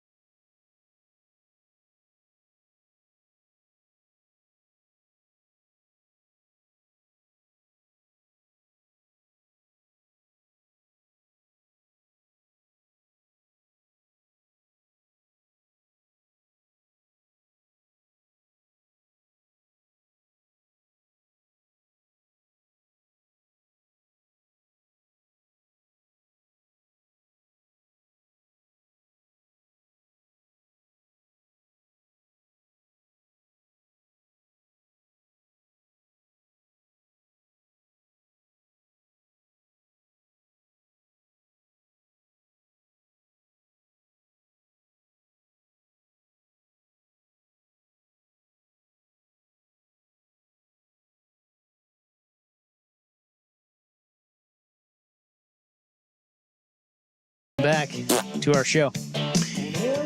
Back to the Super Bowl. The Chiefs are playing the 49ers. Yes, again. Again, another one. God. Well, it's actually a really great matchup. Yeah. It was a great game the first time around. Remember, we were one Jimmy Garoppolo 2-yard overthrow from San Francisco winning that game. We were probably a 3rd and 18 stop against Tyreek Hill from maybe the Niners taking control of that game again. Yep. Yeah, what was it? It was 31-20 was the final? They were up 10 going into the fourth, the Niners were. It was 20-10. That's right. And the final score was 31-20. Yeah. I mean, unbelievable. Yep. That damn Damian Williams broke one late to make it a damn two-score game. Mahomes is never out of it, by That the way. damn Mahomes. Yep. Well, this being a rematch, I thought I'd toss out this little nuggie in honor of Andy Reid. The first meeting, of course, same coaches. This marks the 8th time in history that we've seen a Super Bowl rematch. Okay. Different quarterbacks, Purdy and Garoppolo. Yeah. But with the coaches being the same, for the Niners' sake, they will be looking to buck a trend that does not look so favorable. Well, I'm trying to think just off the top of my head. So we have obviously the Bills and Cowboys, and we know how that went. Yep. I actually don't have them here, so this is gonna have to be an exercise. Oh, you don't have them in front of you? Okay. So there have been 8. There have been 8. I'm trying 8 to think. rematches? Well, you got the Giants, Patriots. Yep, and Giants won both of those. You have New England, Green Bay as well. Yep. Yep, because that was the Drew Bledsoe, Brett Favre, and then obviously later on, Cowboys, Steelers. They had them back in the day. 2 of those. 2 of those. Who am I missing? Trying to think of other teams the Patriots might have played twice. My guess is you got to go old school. You got to go old school. Like, did Green Bay play someone way back when, or it's gonna? I can look it up. Yeah, look at it. But I'm not remembering any of the other modern ones. In each of the previous 3 instances where there's been a head coaching rematch in the Super Bowl, the coach to win the first meeting has won the second meeting. Yeah.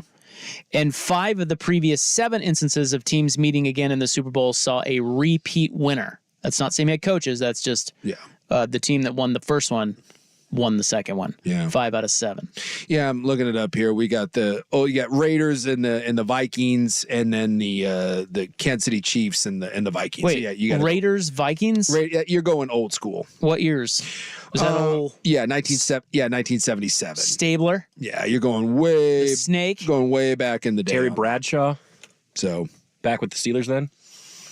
Well, I mean the Steelers and Cowboys actually played 3 times because they had 2, and then they had the modern one with Neil O'Donnell and Larry Brown and that. Okay, But those obviously would be 2 very different eras. But yeah, they technically have played in 3 Super Bowls. So,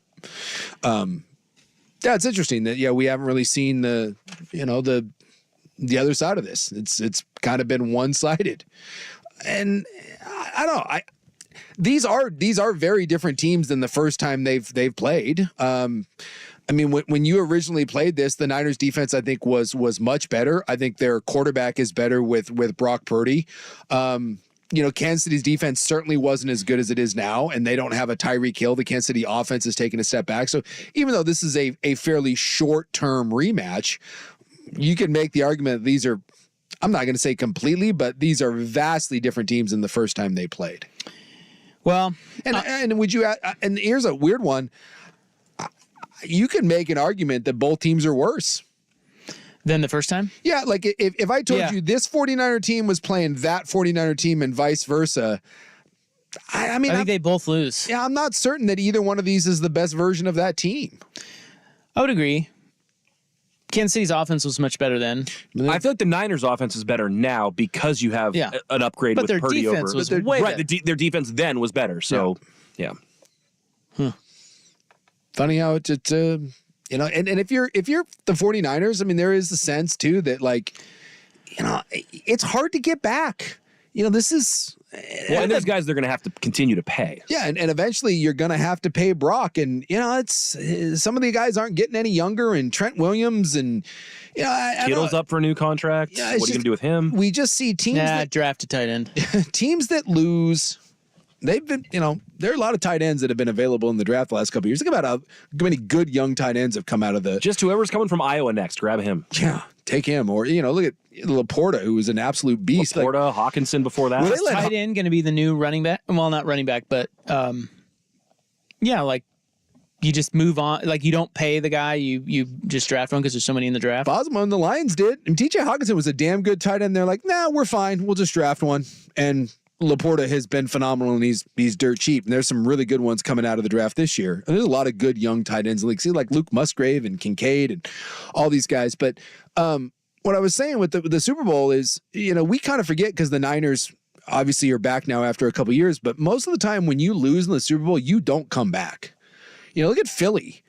Philly is a shell of themselves right now, and they may not get back with this roster. And there are some guys in Philly, from Kelsey to Fletcher Cox to that are going to be moving on, and both your coordinators. It's just damn hard to get back. So the fact that San Francisco has kind of revamped everything and they're back now.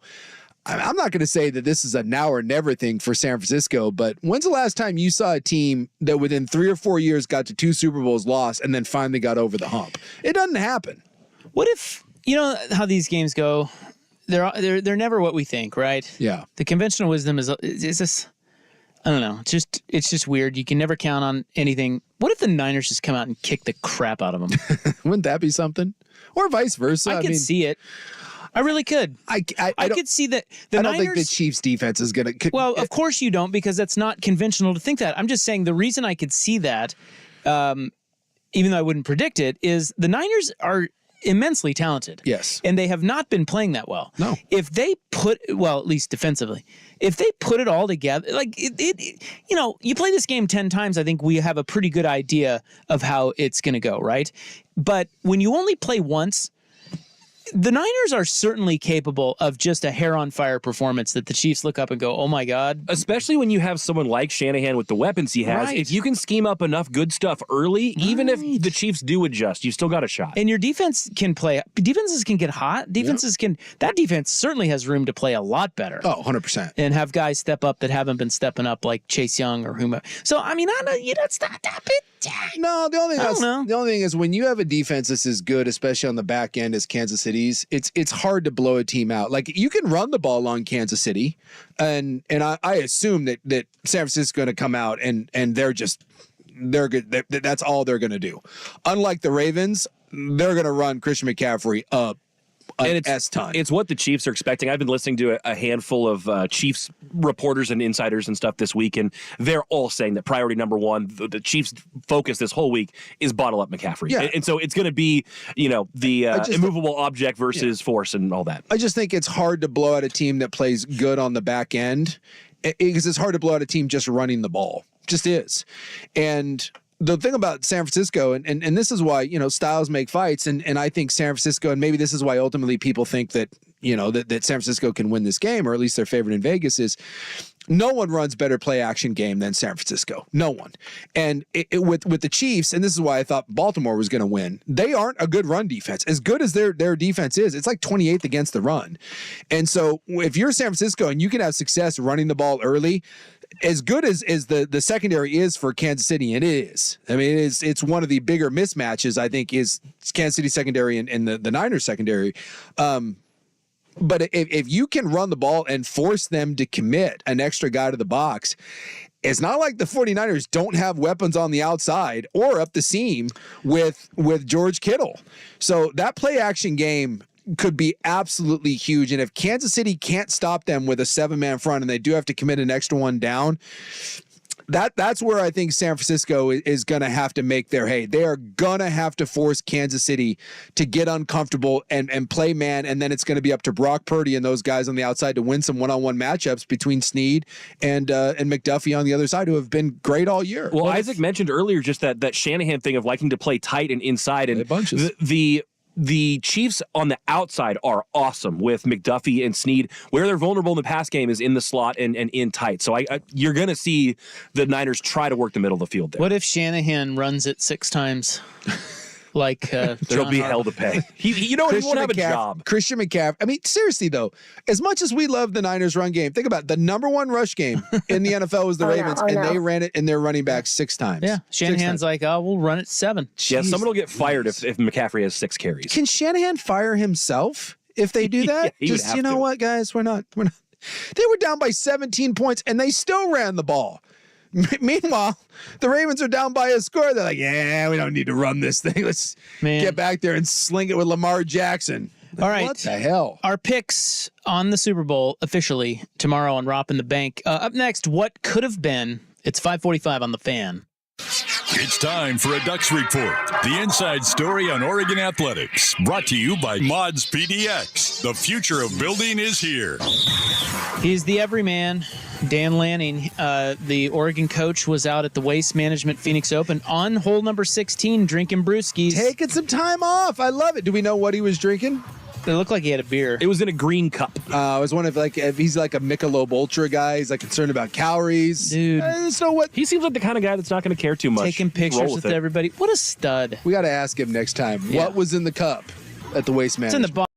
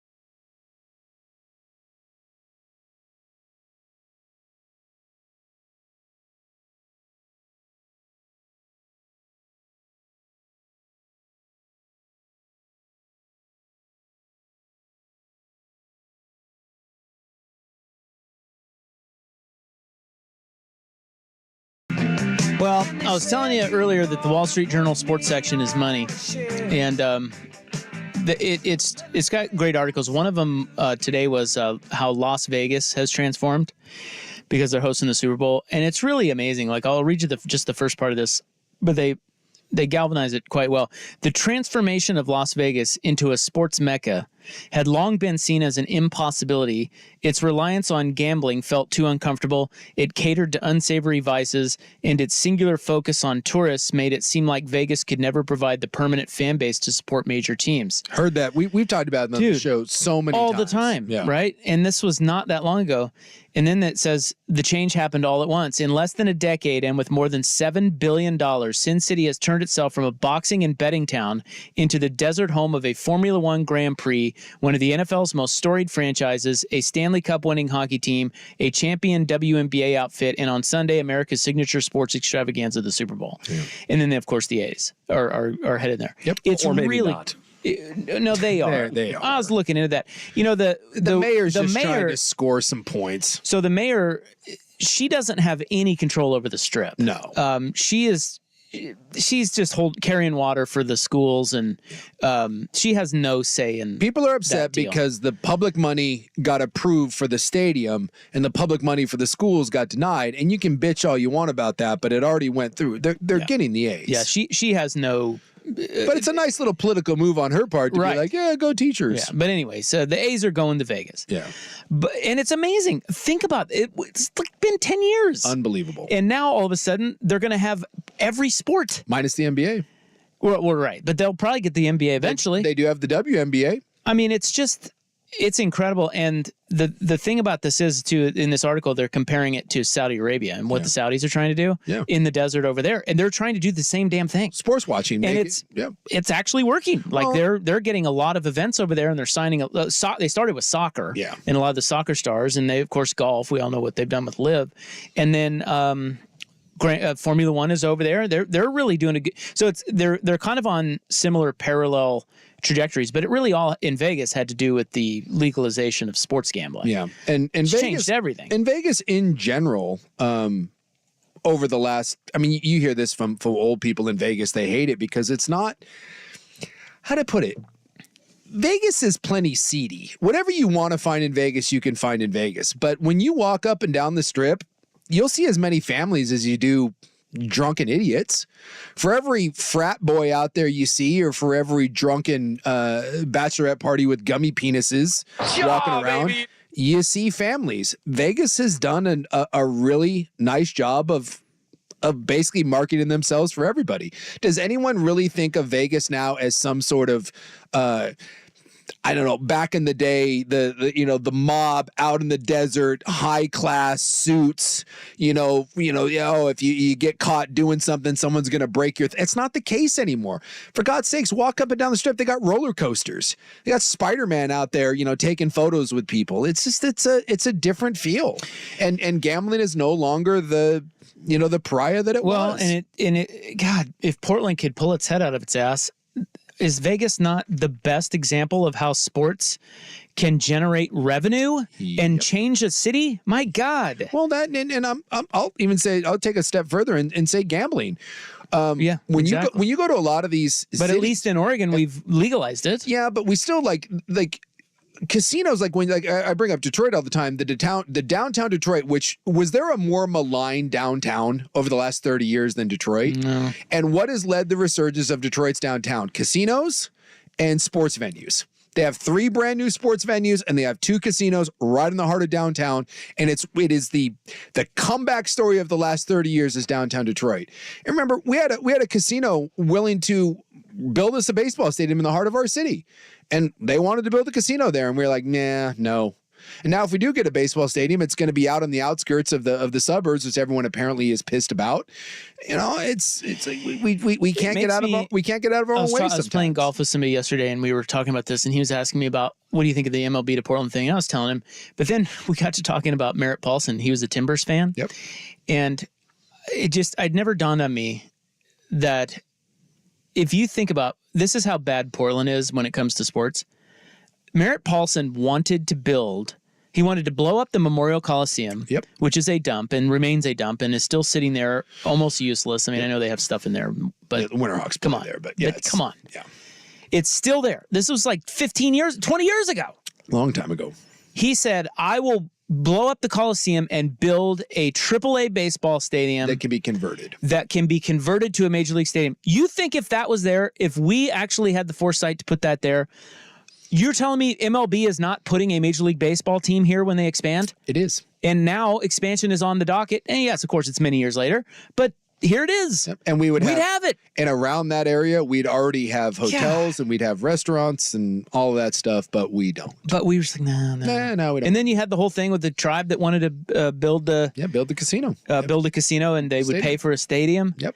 Nope. I mean, we're just so God. Yeah.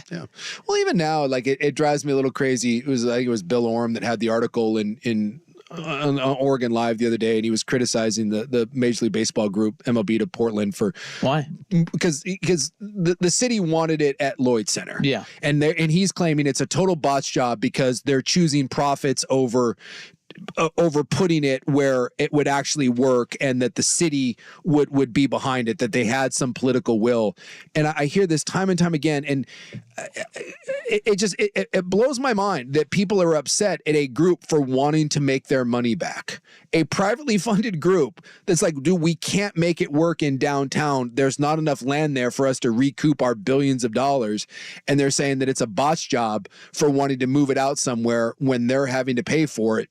It's just the mental gymnastics we do and the criticism we have when anyone tries to do anything in our city. It just, and the obstacles we create. Yeah, exactly. We create. And then when someone tries to solve the obstacles, then we criticize them for not putting it where we want it. We've had some options over the years, huh? Yes. We have some pretty good ideas. Exactly. Some very good ideas. With money. And now we've got one that's like, yeah, I know it's not in downtown. I don't want it out in the suburbs either.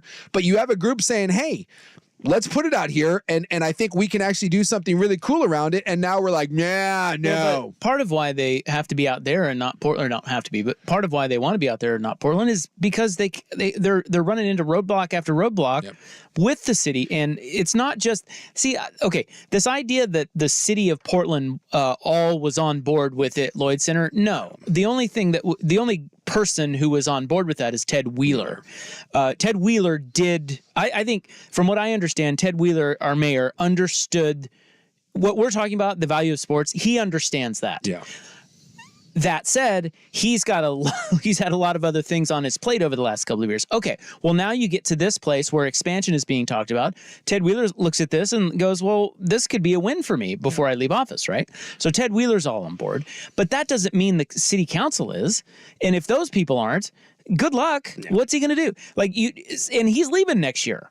So just having him saying, I think Lloyd Center would be a good spot, that's not enough to say we have to go all in on that. Yeah. It's better if for them to be down at Redtail, no question. But at the same time, if they're down at Redtail and they can somehow get that land from the city, by the way, they have to deal with the city to get the land. Yeah. If they can do that, now they're out of the jurisdiction of Portland, and they don't have to deal with that crap anymore because Portland is a mess. It's just so funny to me that we're like, well, we're not going to spend a single dime on this to build Jewett Ballpark, which is fine. I'm all for that. I'm okay with that too. But then we're like, well, how dare you not put it in the heart of the city? How dare you? Like, what?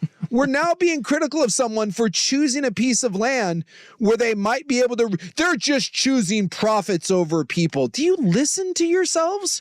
I wonder sometimes if we just can ever get anything done here. And just the answer is no. No. In sports, no. No, we're and that's ultimately my bummer about this whole thing is my hope of ever getting hockey here or getting baseball here, it's slim to none. I just have no faith in it. Somebody said, think of the money Hank Paulson could launder. He offered to build U.S. Stadium. Well, Hank didn't. No, but Merritt did. I know.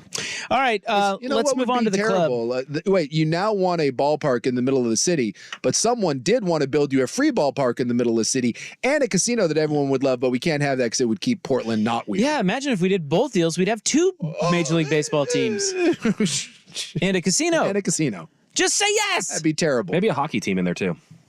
All right. We got to move on to the club. We have an abbreviated club, and we're already screwing up the time on it. For heaven's sakes. How do you steal a tower? I'm intrigued. That's the question. Next on The Fan. Big Souk here for the big.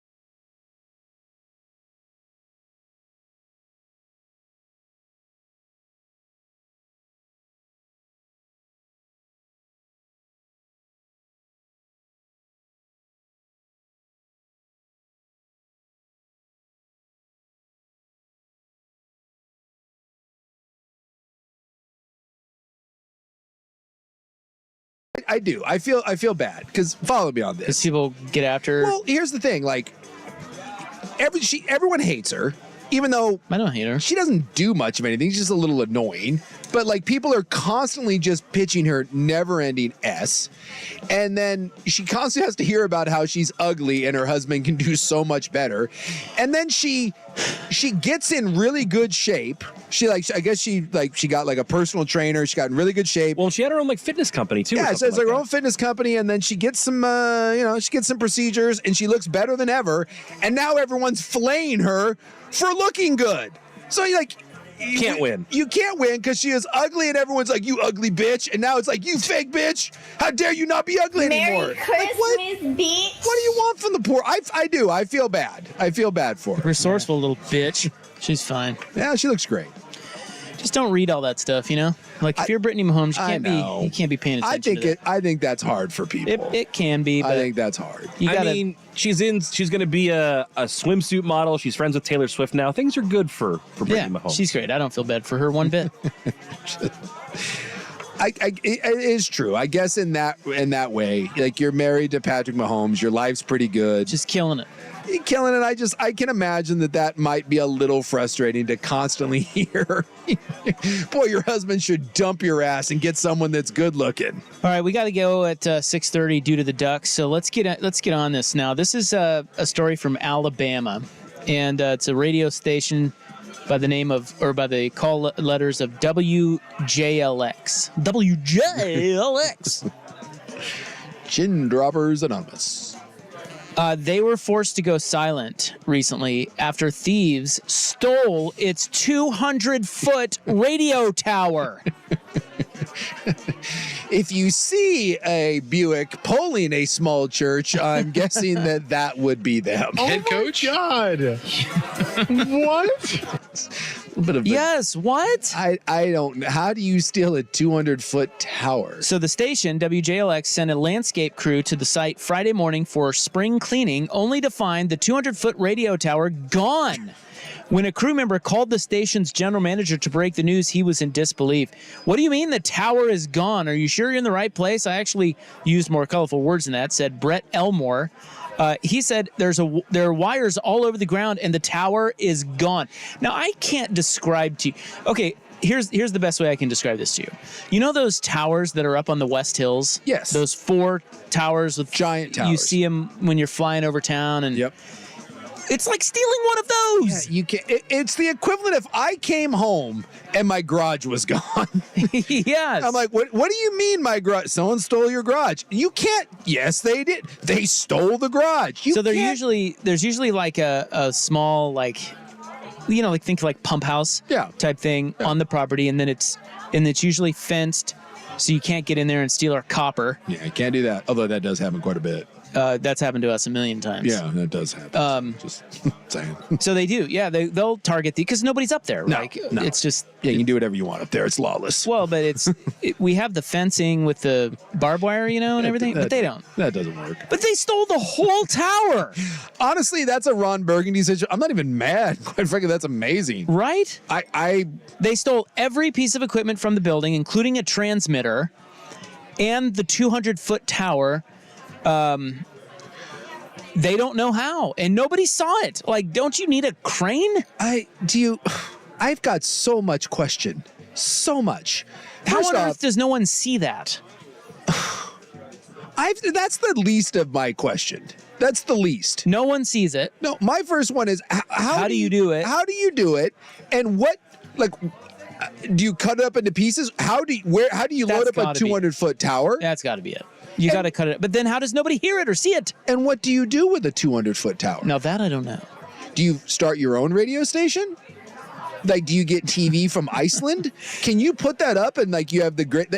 what you need to do is just start, like, combing the area for, like, all the ham radio operators. Because someone out there is building the greatest makeshift radio in the history of the world. We can't figure out what happened. Like, when someone puts up a 200-foot tower in the backyard, you're like, no, that's not your tower. That's mine. I found this. I found this on the side of the road. It's unbelievable to me that this could actually happen. What if it's just like one guy with a wrench and a drill and they get the video of it? It's like, dude, give that guy his own DIY show. Well, Suki, you were talking the other day about the dude who built the coral house or whatever. Yeah. And how it just, I mean, this is like a Stonehenge situation now. Like it defies all logic. Right. I need like a documentary. Like if I got together a team of 4 dudes, could we steal this in the span of like 6 hours? No. That's where the hard dudes are. No. Right? Like, no. Because clearly you didn't just rip it down. Like, it'd be one thing if you just... 6 hours. What would you do? There had to be a tactical plan beforehand, yes, right? It had to be a professional hit. It just had to be. Like, what would you do? So 3 of us, and then we'll get a really smart engineer guy. I don't... Where do you start? I wouldn't know where to start. I'd get the Amish, is the first and foremost. What? Horses? I get the Amish. Well, they're always raising and lowering barns. Because you're going to have to find a way. Like, you're not getting a crane in there. Like, so you're going to have to find someone that's, like, lowering a 200-foot metal tower. How much does that thing weigh? Like, you can't just rip it out of the ground. Dude, it's nuts. I don't know. That really happened. And the next question, being a radio station here, what would we do if that happened to us? An Odyssey station. What do you... I guess you buy a new... Would they reroute our signal somewhere else, or does it not work like that? I don't know that either. I don't know. Should we know that?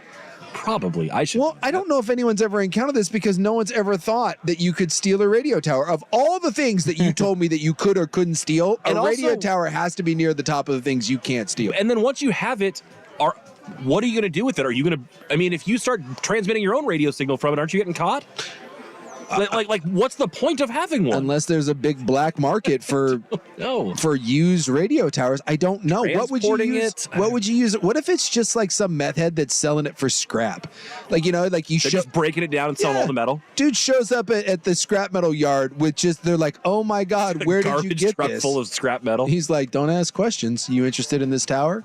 Which, by the way, on a somewhat related note, did you see the homeless guy pulling the boat trailer yesterday when you left the building? No. There was, I don't know which way you go out. Oh, I did see him, yeah. Right? Yeah. There was a homeless man on a bicycle. Yeah. And he was towing a boat trailer. There wasn't a boat on it. I had to double take. I'm like, what is, that's another one. How do you, like, you just hook that up to a Schwinn? And you're just driving around Portland with a... So if you're missing a boat trailer, by the way, which someone is, it's down here off of Thurman Street, or at least it was last night at about 7:15, because there's a homeless gentleman that was pedaling away with it. Same thing. I wasn't even mad. I was kind of impressed that someone could do that with a bicycle. Meth's a hell of a drug. I guess. I guess that explains our radio tower a bit, too. That's kind of my point, is like... I really, as we got into that, that's what made me think of it, is I think this is just a motivated homeless camp. Yeah. I think that's all this boils Somebody down to. texted in and they said, never underestimate the ingenuity of a crackhead. Yes. I think that's right. I think that's where we start That's where we go. Yeah. You just got to go find you go look at the homeless camps around the area. And look, I'm guessing if you show up, you're going to find evidence of where that radio tower went. So the station, to answer the question of what do, they contacted the FCC and they put them on the FM. Oh. Yeah. Ooh. Yeah. What if this is an inside? Because we've been trying to get on the FM for years. Well, we have a bunch of FMs in here. Yeah. If I paid, why wouldn't they put us on one of the FMs in here? If I paid the homeless camp, why are you avoiding that question? I don't want to talk about bunch of cowards. I'm just saying, we've got a couple homeless encampments right down the road. If I found that guy that was in charge of stealing that boat trailer, and I gave that guy $100 and a detailed map, he's got your back. I think that guy can get a radio tower down. That guy is he's impressive, dude. That's just that story. I love everything about that. I do too. And I want to see the video of them taking that thing down. Exactly. Just the idea of a radio engineer. Think about Crazy Eyes McGinley showing up to the radio site to figure out what's going on, and the tower's gone. Is Crazy Eyes behind this? Inside saboteur. Wasn't this Alabama? He went to Alabama. He's in Alabama. Oh my God. Oh my God. Inside job. Do we know the station? Does he work at WJLX? I don't think he went to a station, right? He went to a company. Well, he's in charge of a bunch. Oh, okay. So, yeah, he's the head engineer for like a group of radio stations. Coincidence that Crazy Eyes goes down to Alabama, and now we got tower's missing. Watch, he's like pulling like an insurance scam. Like, oh, we get to collect now, and now we'll get a new tower. Dude, this is awesome. Meanwhile, there's some dude's Elantra just rolling down the road with a 200-foot tower on top of it. Right? There's crazy eyes driving it, one hand dangling out the window. Were you at all smoking a cigarette? Were you at all surprised when you saw the homeless guy with the boat trailer on his bike? No, as a matter of fact, when you mentioned it, I was like, oh yeah, I did see that. I didn't even. You didn't even blink. No. That's how normalized. Not down here. Dude, it's crazy down here. The homeless, I've often wondered when I see these camps how the homeless acquire the stuff they acquire. Have so much. It's incredible. And I'm like, what is happening? And yet last night I saw a true work of I don't know what you're going to do with a boat ramp as a homeless person.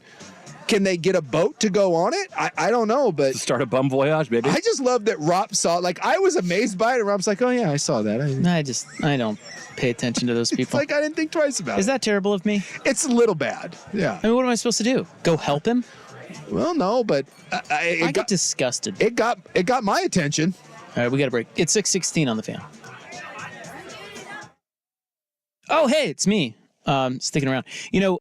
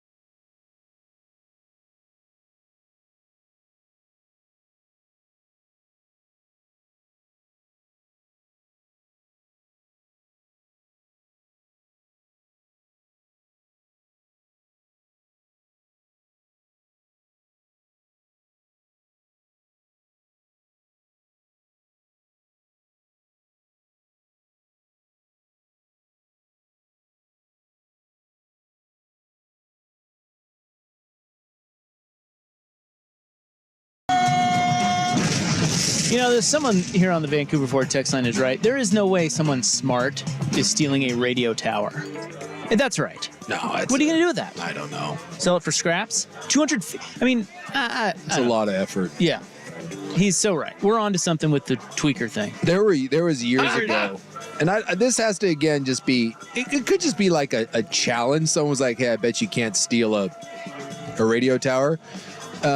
This was I was still in college, and I don't know why he was doing it, but my brother was working as a security guard at like an apartment complex, like a night security guard. I think he was just trying to figure out what he was doing. He was right out of school.